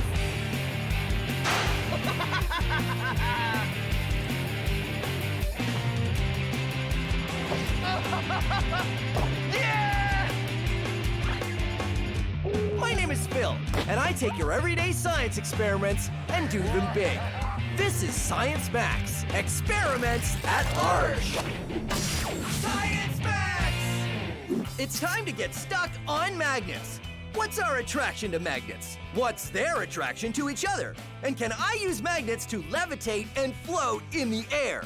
All on this episode of Science Max Experiments at Large. Greetings, Science Maximites. Welcome to Science Max Experiments at Large. My name is Phil, and today we're going to be looking at the power of magnets. You see, magnets are fun things to experiment with because they are really, they're really interesting. This magnet that I've got here is a neodymium magnet, or a rare earth magnet. It's one of the strongest magnets you can get. A magnet is an object that is attracted to anything that is ferromagnetic, which is iron, nickel, or cobalt. And magnets are interesting because they have two sides. There are two poles. I'd show you, but I can't get the chain off. Hold on one second. Ha-ha! There are two. Oh, no.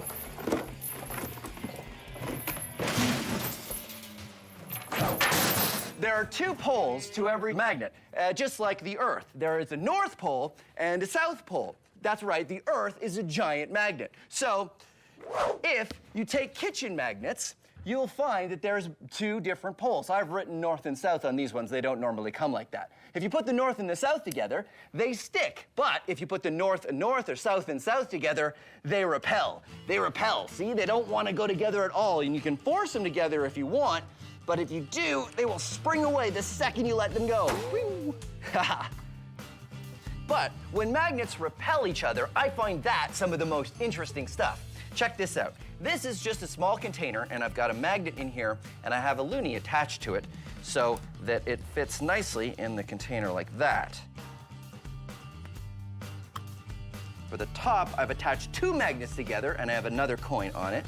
And if you put them in there, I've made sure that the two poles repel each other, which means this magnet will just sit there and float. Magnetic levitation. Very interesting. And you can pop the top on that if you want and just carry around a levitating magnet. Now, there's a couple fancier ways you can levitate stuff with magnets. This is just a wooden frame I've made.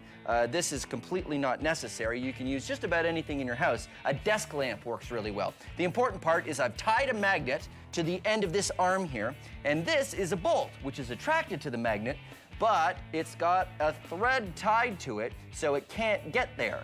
Just far enough that it will actually hang in mid-air. Look at that. It's not attached to anything. It's just being pulled up by the attraction from the magnet. The thing is, as soon as you pull the bolt away far enough, it will lose the attraction and it'll just fall. Very cool. Here's one that's a little bit more complicated, but is also really neat. This one uses disc magnets, which have a circle or a hole in the middle of them here. And you put two around a pencil and then four more in such a position that you can put the pencil against this wood on the side and it will just levitate on its own. You can even give it a spin. Look at that. And if you want to make the levitating pencil yourself, there's step-by-step instructions on how to build an easy-peasy version on our website. Meantime, we are gonna max this out. Magnetic levitation on Science Max Experiments at Large. But you're probably thinking, what are we going to levitate? Well, we're going to levitate meat. At least, that's the plan. That's why I'm going to the Center for Skills Development and Training. Come on.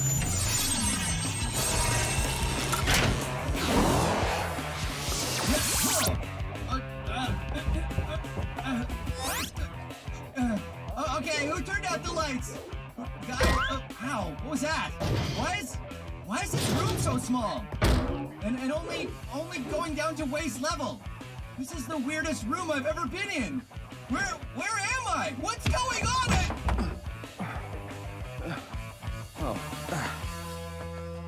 Hey, Matt. Hi, Phil. This is Matt. He's from Job Master Magnets. Now, you guys use lots of big magnets, right? That's right, we do. Awesome. So maybe you could help me max out this. Wow. You did a great job of building the levitating pencil experiment. Yeah, so what's going on here exactly? Well, all magnets have at least a north and a south pole. Right. And when you put like poles together, they want to repel. Oh, okay. So have you ever levitated a person? Not yet. Well, let's do it. All right. Do you think we can use these? We can try. Okay, well, put that one on the ground. And, okay, so north, and I'll put the north one on my foot here. And then if I just step, oh, wait a minute. If I step, stop moving. If I step on that, step on the, okay, well, first of all, this magnet keeps sort of moving away from me when I try to push down on it. What do we do? How do we fix this? Well, we need to keep the magnets in position so that they don't move around when you try to bring them together. Yeah, because I have to come straight down on it, don't I? That's right. So why don't we attach this one to the floor? Good idea. And then we'll put a board on this one, and we'll see how it goes. Perfect. Okay, let's do it. All right.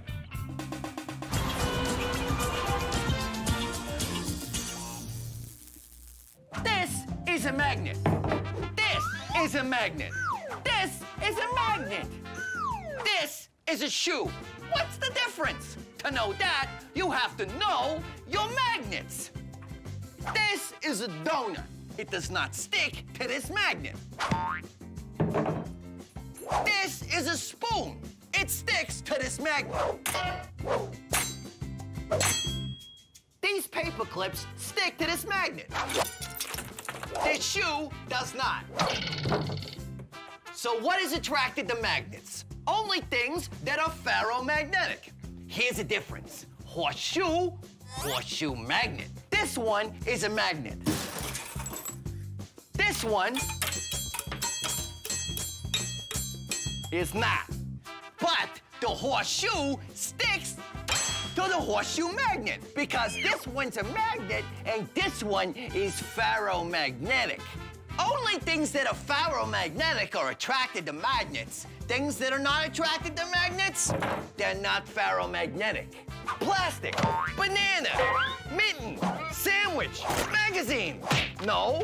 But how do you know? Do you go around the world sticking a magnet to every single thing one at a time? Hey, Ma, I need you to come over.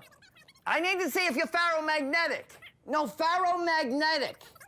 No, you don't need to do that. First of all, only metals are ferromagnetic. So that eliminates all your clothing, your luncheon meats, your magazines, what have you. Everything that's non-metal, you don't need to worry about.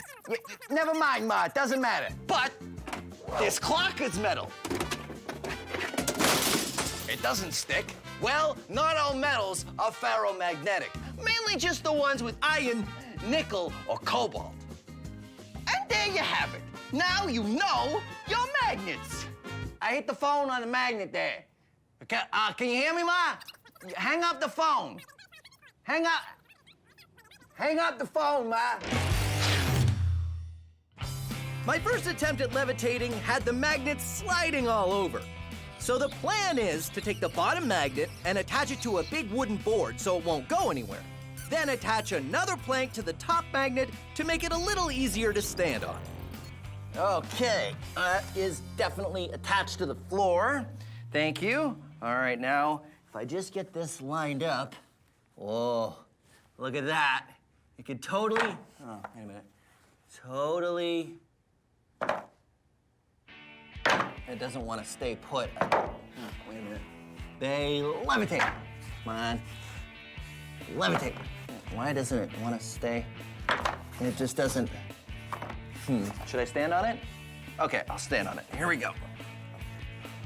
And. Ha! Am I levitating? No. No. So why isn't this working? Well, just like your pencil experiment, we need a shaft through the center to hold the magnets in position. Oh, yeah, maybe we could use like a ring magnet. Yes. That, like we used with the pencil. Right. And we're gonna need stronger magnets. we're gonna need stronger magnets. Are the ring magnets strong? Yes, they can be. Awesome. All right, let's do it. All right. Now it's time for a Science Max quiz. Which one of these things do we have magnetism to thank for?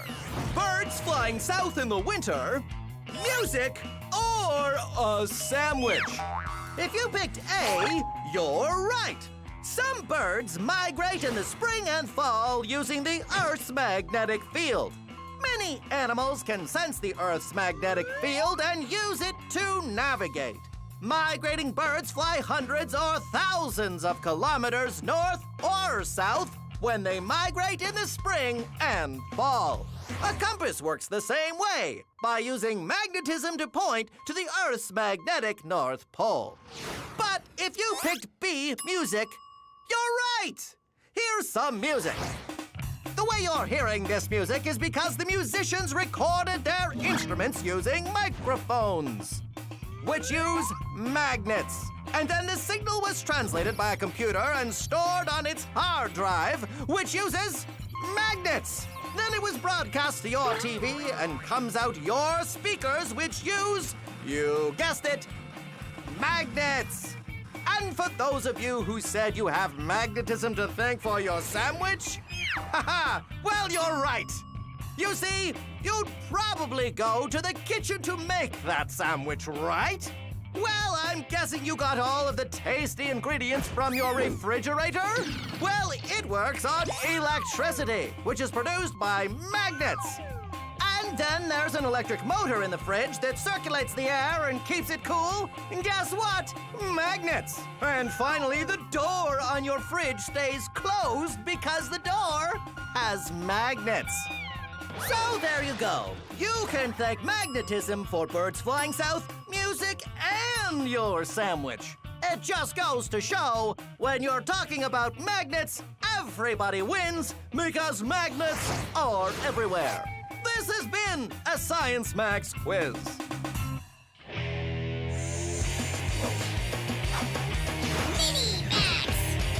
Here's an experiment you can do with a bag of water. Take a sharpened pencil and carefully push it through the bag. If you do it carefully, it won't spill. The reason this works is because the bag is made of polymers, long stretchy chains of molecules, and also because the pressure of the water against the pencil prevents any water from spilling out. Now, we're gonna max it out. This is a very large bag of water, and here I have some very large pencils. You ready? Oh.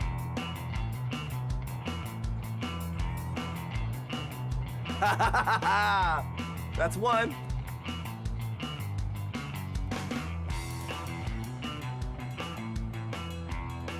That's two. Here we go. Should I go from the bottom?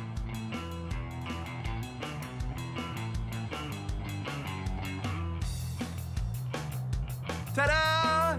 Science! Okay. I know what you want.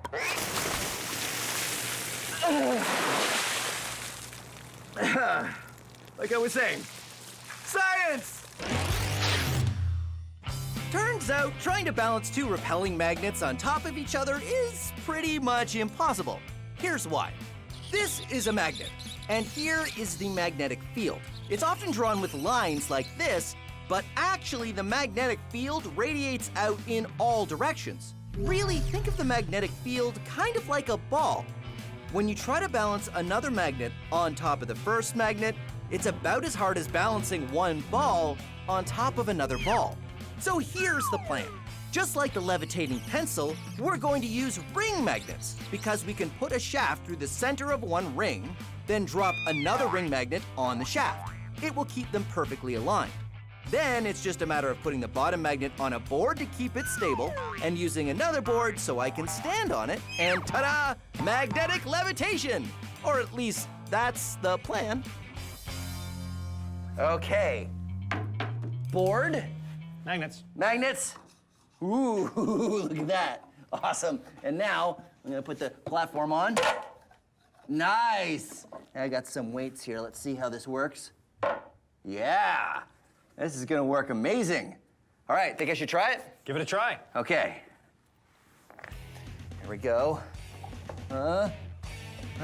Yeah! I'm doing it! I'm levitating! What? Just a little bit. Oh, really? Yeah. So, yeah, what do we do? We need more power. More power? I like that idea. How do we give it more power? More shafts, more magnets. Okay, sure. Well, why don't we do 1, 2, 3, 4 shafts, and then we'll have magnets on all the shafts. Great idea. All right. Let's do it.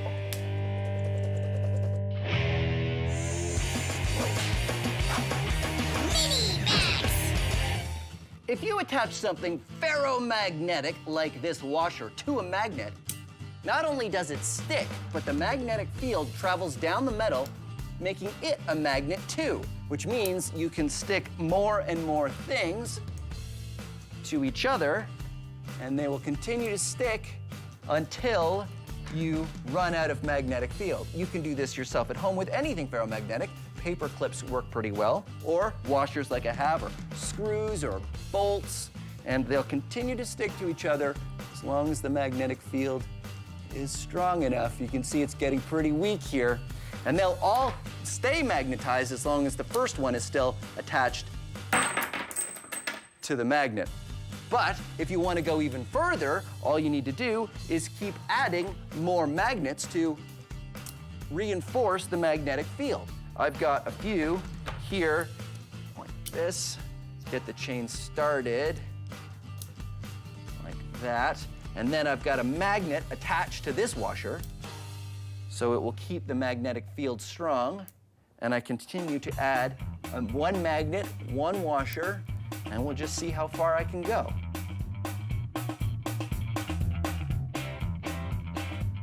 You can even sculpt it a little bit. Look at that. And then at the end, a whole bunch of paper clips. Eventually, the weight will make it fall off, but it's a lot of fun to play with magnets and make art.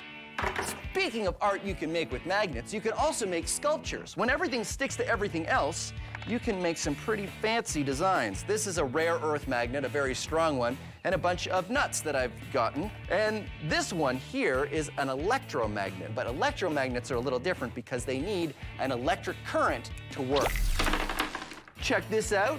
This is sort of a magnet dude with crazy hair. There's an earth magnet here, and this is a giant screw, and these are some metal bits, and then I've got 2 more magnets at the top here to hold on his crazy wire hair. He's got crazy wire hair because he's crazy magnet dude. Now, of course, we couldn't just talk about magnetic sculptures without maxing it out, so let's max it out.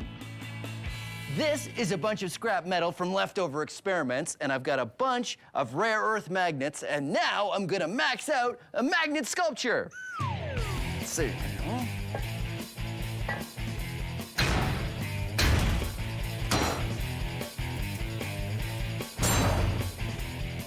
There you go, a maxed out magnet, me!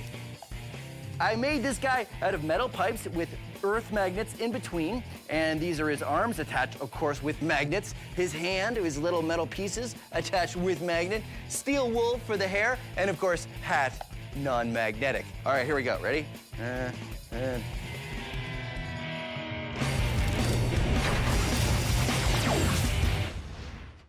Want to see a magic trick? Simple copper tube. Drop things through it. Nothing unusual happens, but watch when I drop a magnet through. What? It's not magic, it's science. Because the magnet creates a magnetic field when it goes through the tube, the magnetic field repels the magnet upwards. Now, the field isn't perfect, so the magnet doesn't come to a stop, but still, it slows down from a fall to a nice, graceful drop. Take a look from above. Pretty amazing, right? Magnets, not magic, science.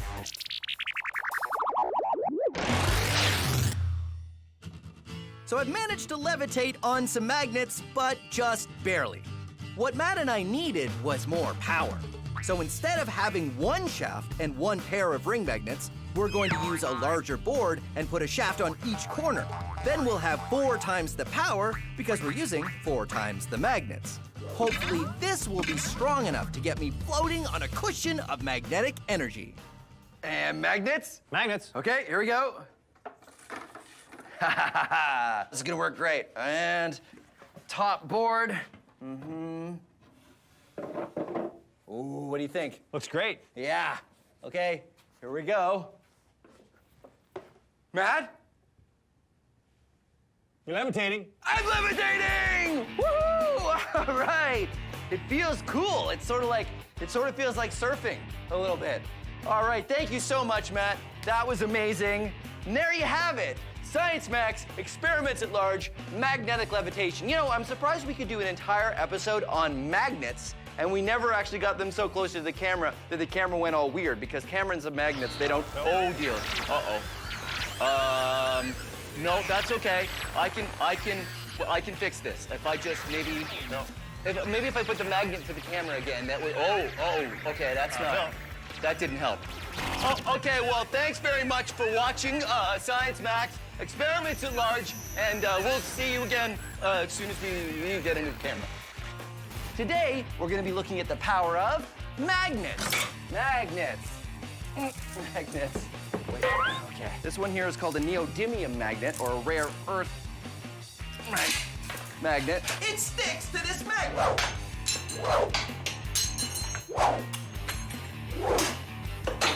Magnet.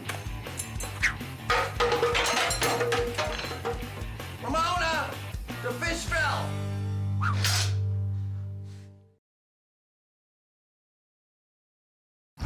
Have you ever done a science experiment and wondered what it'd be like if you did it big? I have.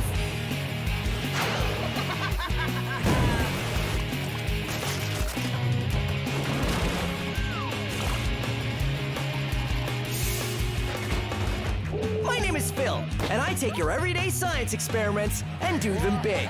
This is Science Max, Experiments at Large. Science Max! How do you max out an egg drop? With pumpkins, of course. This episode is all about dropping pumpkins and looking at material science. Knee pad pumpkin! Cutting edge materials? Hagfish slime? Ugh. And not so cutting edge. Foam. All on this episode of Science Max, Experiments at Large. Hey, Science Maximites. Today, we're doing the egg drop experiment and oh no. Oh no! Ha ha ha ha ha ha. Things like this egg carton are designed to cushion the eggs in case it accidentally gets dropped, or in case you want to stack something on top of it. The egg drop experiment is a great way to design some really cool stuff, and it's easy to understand. You take an egg and you drop it.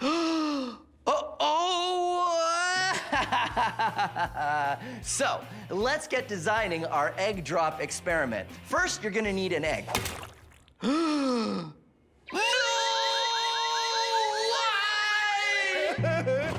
Why? Everything's fine. 1, 2. Right, so where were we? Yes, you need an egg. And you need an adult's permission just in case you make a mess. Now, there are 2 ways to approach the egg drop strategy. You can cushion the blow, or you can slow the descent. And there's tons of ways to do either of those things. Cushioning the blow, pretty easy. You get a whole bunch of soft stuff that the egg can fall into so it doesn't break when it hits the ground. Or slowing the descent, you do something like this parachute idea, and it slows the egg as it falls so it doesn't hit the ground with as much force. And And you see, the egg is totally fine because it went slowly to the ground. Now, this episode isn't just about dropping eggs. It is about material science. The kind of materials that you use make a big difference. Styrofoam, tissue paper, very light plastic, very light string. If we were to say use different materials for our parachute version, say wood instead of styrofoam and heavy string and very heavy fabric, I wonder if this would work as well. No, it doesn't. So there you go, Science Maximites. Ugh. Materials make a difference. And that's what this episode is all about. Material science. Cutting edge materials, new materials, and dropping a whole lot of things to see if they break. But first, I need an expert to help me. Let's see. Who should I pick? Oh, Jenna from the Ontario Science Centre would be great at this. Okay. Come on. Huh? Hey, Jenna! Phil, how you doing? Jenna from the Ontario Science Centre is gonna help me max out the egg drop. Yes, but we're gonna need an egg, right? Yeah, no, I had one when I came through the door. Whoa! Woo! So do we have some more eggs? No, that was the last one. But that's okay, because I think we should max out the egg drop, so we need something larger than an egg. How about pumpkins? Pumpkins, great idea. And now we need somewhere to drop them from. Oh, I already know that. We should drop it from up there. I think we're gonna need a control group, a control pumpkin. if you A will. control group. You need that in science. Right, if we're dropping pumpkins and we have nothing to compare it to, then we can't make appropriate observations. Right, so we just drop a pumpkin straight to see what happens. Yeah. Awesome, so we'll get a whole bunch of pumpkins, Yes. and we'll start building. Yeah, let's do it. And then we'll also probably need to clean this up. Wait, I got a mop over here. This is our control pumpkin. A control in science means a version you don't experiment on, so you can compare the results of your experiment. So this is what a pumpkin does when dropped with nothing to cushion the fall. Jenna and I really have our work cut out for us because a pumpkin has a lot more mass than an egg, which means it's going to be much harder to stop once it's moving. So now all we have to do is come up with a couple ideas to stop that from happening. All right, let's do it. Science. Yeah.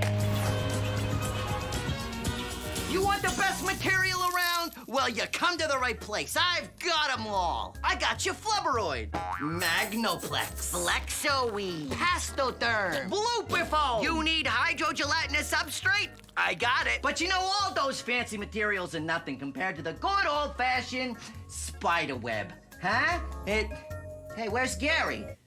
Ramona, Gary got away again. You know, people ask me, Sal, is it true spider webs are stronger than steel? And I tell them, it depends. When you look at a rope or a thread or a fiber, you talk about its tensile strength or its ability to withstand force before breaking. But you're comparing different things, so you have to compare them by thickness. So if you're comparing a steel cable to a spider web of the same thickness, then yes, steel is stronger. But spider web is 6 times lighter than steel. So if you are measuring strength to weight, spider web wins every time. Gary! So why don't we build more things with spider web? Well, for one thing, it's sticky and difficult to work with. Almost finished knitting the spider web sweater. It's only gonna take me about 80 more hours. And it's not easy to train spiders. Okay, Steven, one long, non-sticky thread and you get a cookie, okay? And, hey, where's Marco? And Petunia. Huh? But no need to train spiders now because modern science has surpassed the spider web. Enter carbon nanotubes. Huh? This thread doesn't look like much, but it is made of tiny little tubes made of carbon atoms. Think of them like a straw. But a really long straw. Carbon nanotubes are incredibly light and strong. Remember when we compared strength to weight? Well, steel is heavy. Spiderweb is about 6 times stronger by weight, and carbon nanotube is about 50 times stronger than that. That's so great. So why aren't we making everything out of carbon nanotubes? I'm gonna knit a carbon nanotube sweater. Well, first we have to make them cheaply enough to be affordable. There you go. One carbon nanotube sweater. $480,000. But material scientists all over the world are hard at work trying to find ways to make carbon nanotubes faster and cheaper. And soon, they'll be everywhere. And then spiders can go back to spinning their webs in peace. There you are, Gary. Where's everybody else? With Petunia and Marco and... What do you mean they're in my jacket?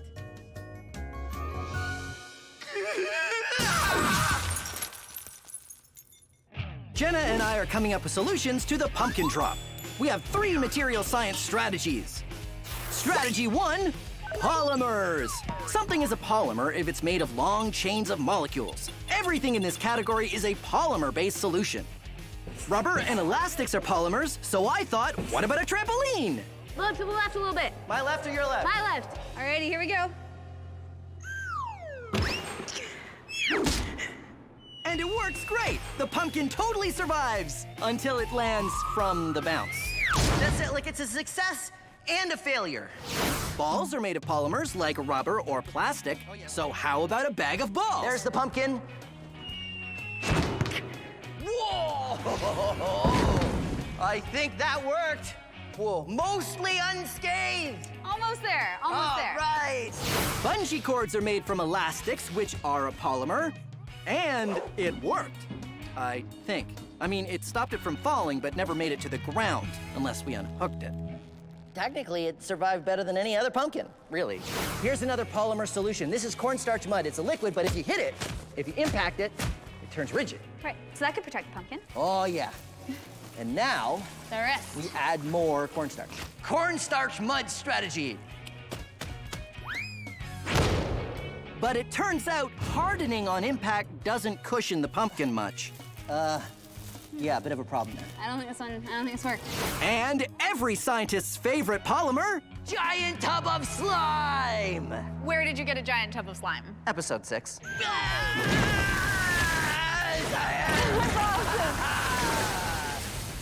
right, let's check it out. Little slimy, all awesome. Now let's recap. This is our control pumpkin, so solutions work if they do better than that. Trampoline? Yes. Then no. Bag of balls? Yes. Bungee cord? I think we need to disqualify that one. Cornstarch mud? Barely. Slime? Yes. Not bad for our first round. Science! Advanced materials in 60 seconds. Scientists and engineers are always coming up with new and advanced materials. Some are for spaceships, and some are just for fun. I'll show you a few. Hold on. Like, oh, this. This is a thermochromic mug. It's cool right now, but if you add hot water, it changes color. Ooh, this spring is made out of nitinol wire. It's also called memory wire, and I'll show you why.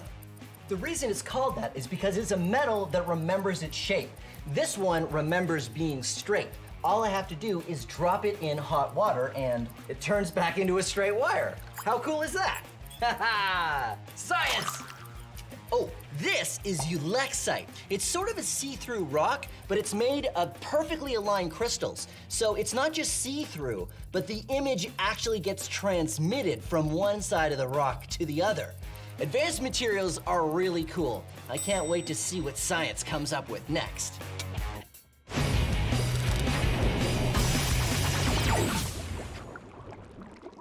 Now it is time to talk about an amazing natural polymer. It is hagfish slime? Ugh. Still, well, hagfish, that's probably just an unfortunate name for the fish. I'm sure the fish itself doesn't. Ugh. Okay. So, hagfish makes slime, apparently.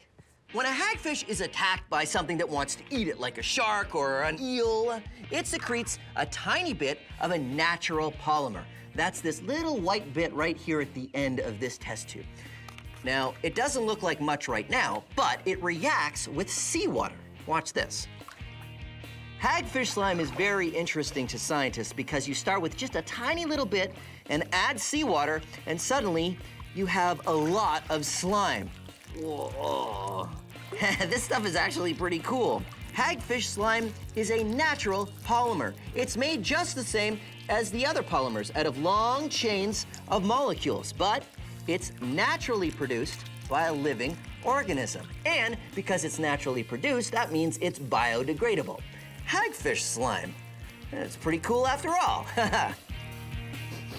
Ugh.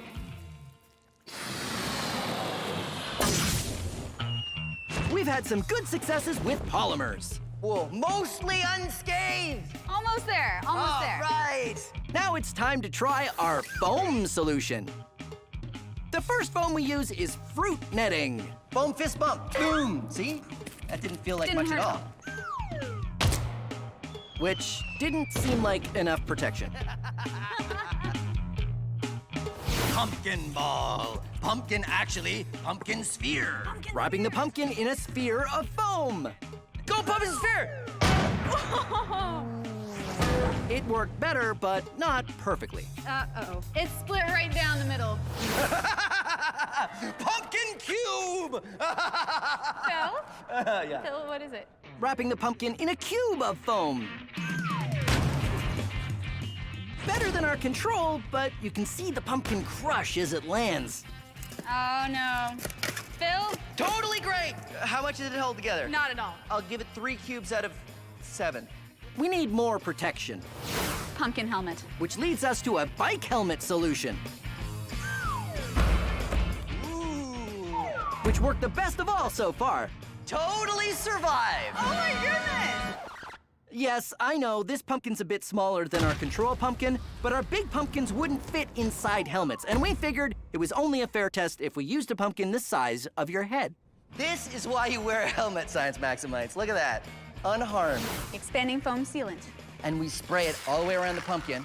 Expanding foam sealant is special stuff used to insulate gaps and cracks in the walls of your house. It comes out of a can soft, but then expands and hardens to foam. A full pumpkin completely covered in expanding foam! Turns out this stuff is made for insulation, not absorbing shock. Our beautiful foam pumpkin. I don't think it worked that well. So now we recap our foam solution. Fruit netting. No. Foam sphere? Yes. Foam cube? No. Bike helmets? A big yes. The only perfect pumpkin yet. Expanding foam? No. So that's it for our foam solution. I think we should move on to armor now. Yeah, all right.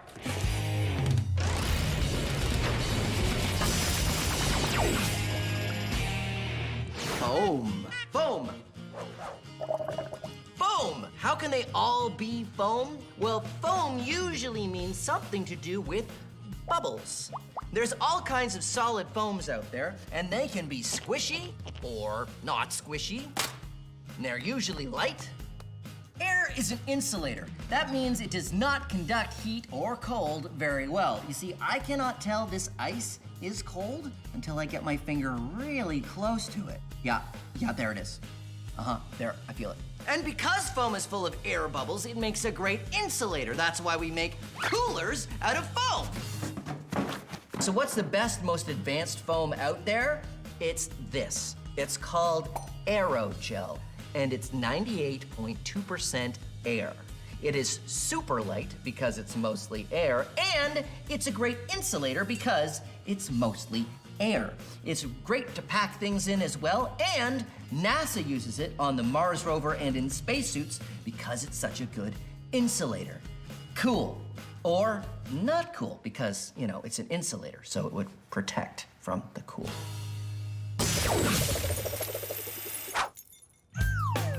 We've tried polymers. Little slimy, all awesome. We've tried foam. Uh-oh. It split right down the middle. Now it's time to try armor. Anything that protects the pumpkin in a shell of some sort. This does not look like armor, Jenna. This looks like pumpkin soup. Our first solution may not seem like armor, but it's a hard shell and the pumpkin floats in the water.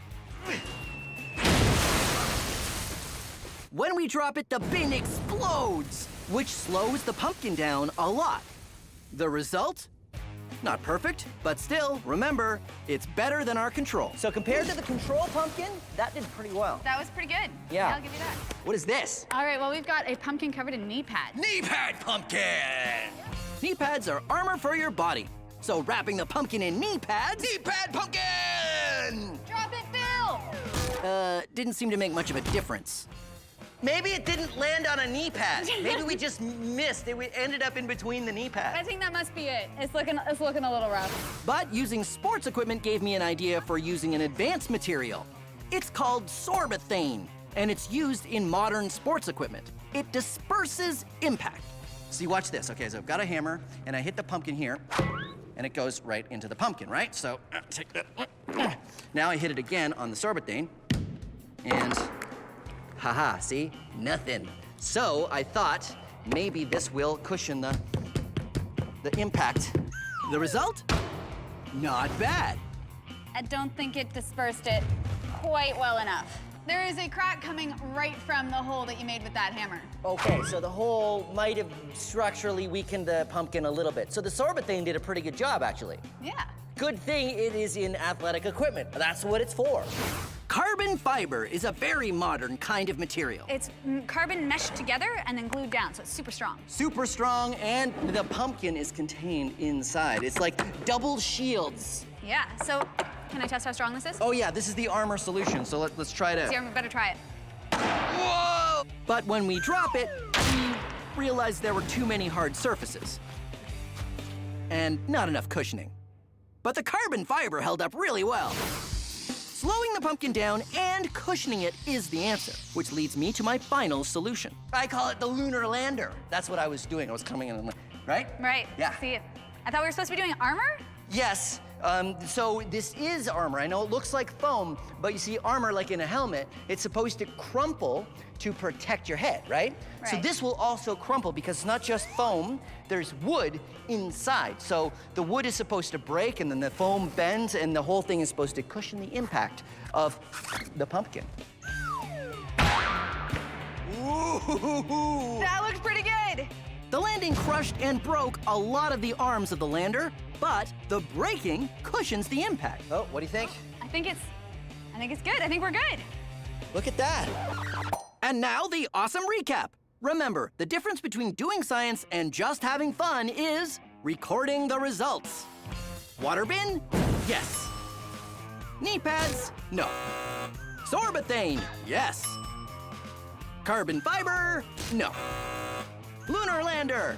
Yes.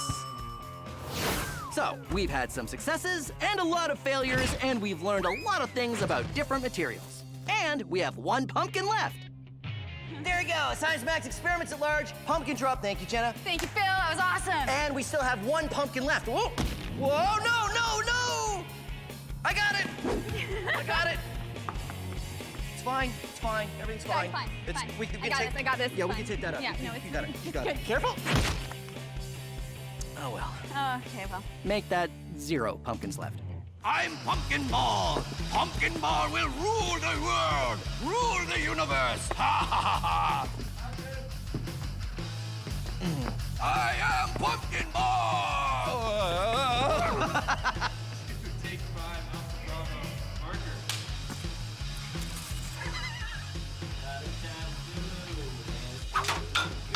Cushioning the egg as it drops, I've already done with the... Have you ever done a science experiment and wondered what it'd be like if you did it big? I have.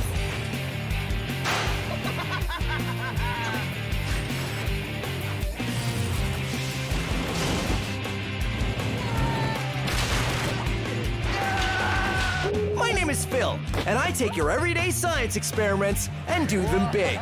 This is Science Max, Experiments at Large. Science Max. This episode of Science Max is all about storing energy and releasing it. Yeah, let's try it out for real. Storing it in a giant spool racer, plus a domino chain reaction, mousetrap chain reaction, popsicle stick chain reaction, and more. All on this episode of Science Max Experiments at Large. Okay, 3, 2, 1, go! Greetings, Science Maximites. Welcome to Science Max Experiments at Large. Wow, I really need some more energy. Fortunately, I have some saved up. Ah, that's better. Yeah, I know what you're thinking. Storing energy like that doesn't make a whole lot of sense, but you can store energy, and that's what this episode of Science Max Experiments at Large is all about. In fact, I'm gonna store some energy in this container simply by putting it up here on the top shelf. More on that later. But right now, let's look at another way that you can store energy and release it in a really fun way. We're gonna make a spool racer, and it's pretty simple. Here's all you need. You need some science ribbon. Now, if you don't have science ribbon, you can use regular ribbon, but the ribbon really isn't important. It's the spool that's important. You'll also need a washer, elastics, pencil or pencil crayon, popsicle or craft stick, and science tape. Science tape is the same as invisible tape, except I use this one only for science. Here's how you build it. Break the popsicle stick so it's smaller than the diameter of the spool. Then put the elastics on top of the pencil and pull them tight. Thread the popsicle stick through and feed it all through the hole of the spool. Grab the elastics on the other side and pull out the pencil, and everything will be threaded perfectly. Then stick on the washer and thread the pencil through. Finally, tape the popsicle stick down so it doesn't move. And if any of these steps are a little too fast, don't worry. All of the instructions are up on the website. That was cool. I can't make it go away. I can only make it come up. So there you go, a spool racer. And here's how it works. You spin the pencil around, and that twists the elastic. Now that elastic is gonna wanna unwind, right? So just keep spinning that pencil around until it's good and tight.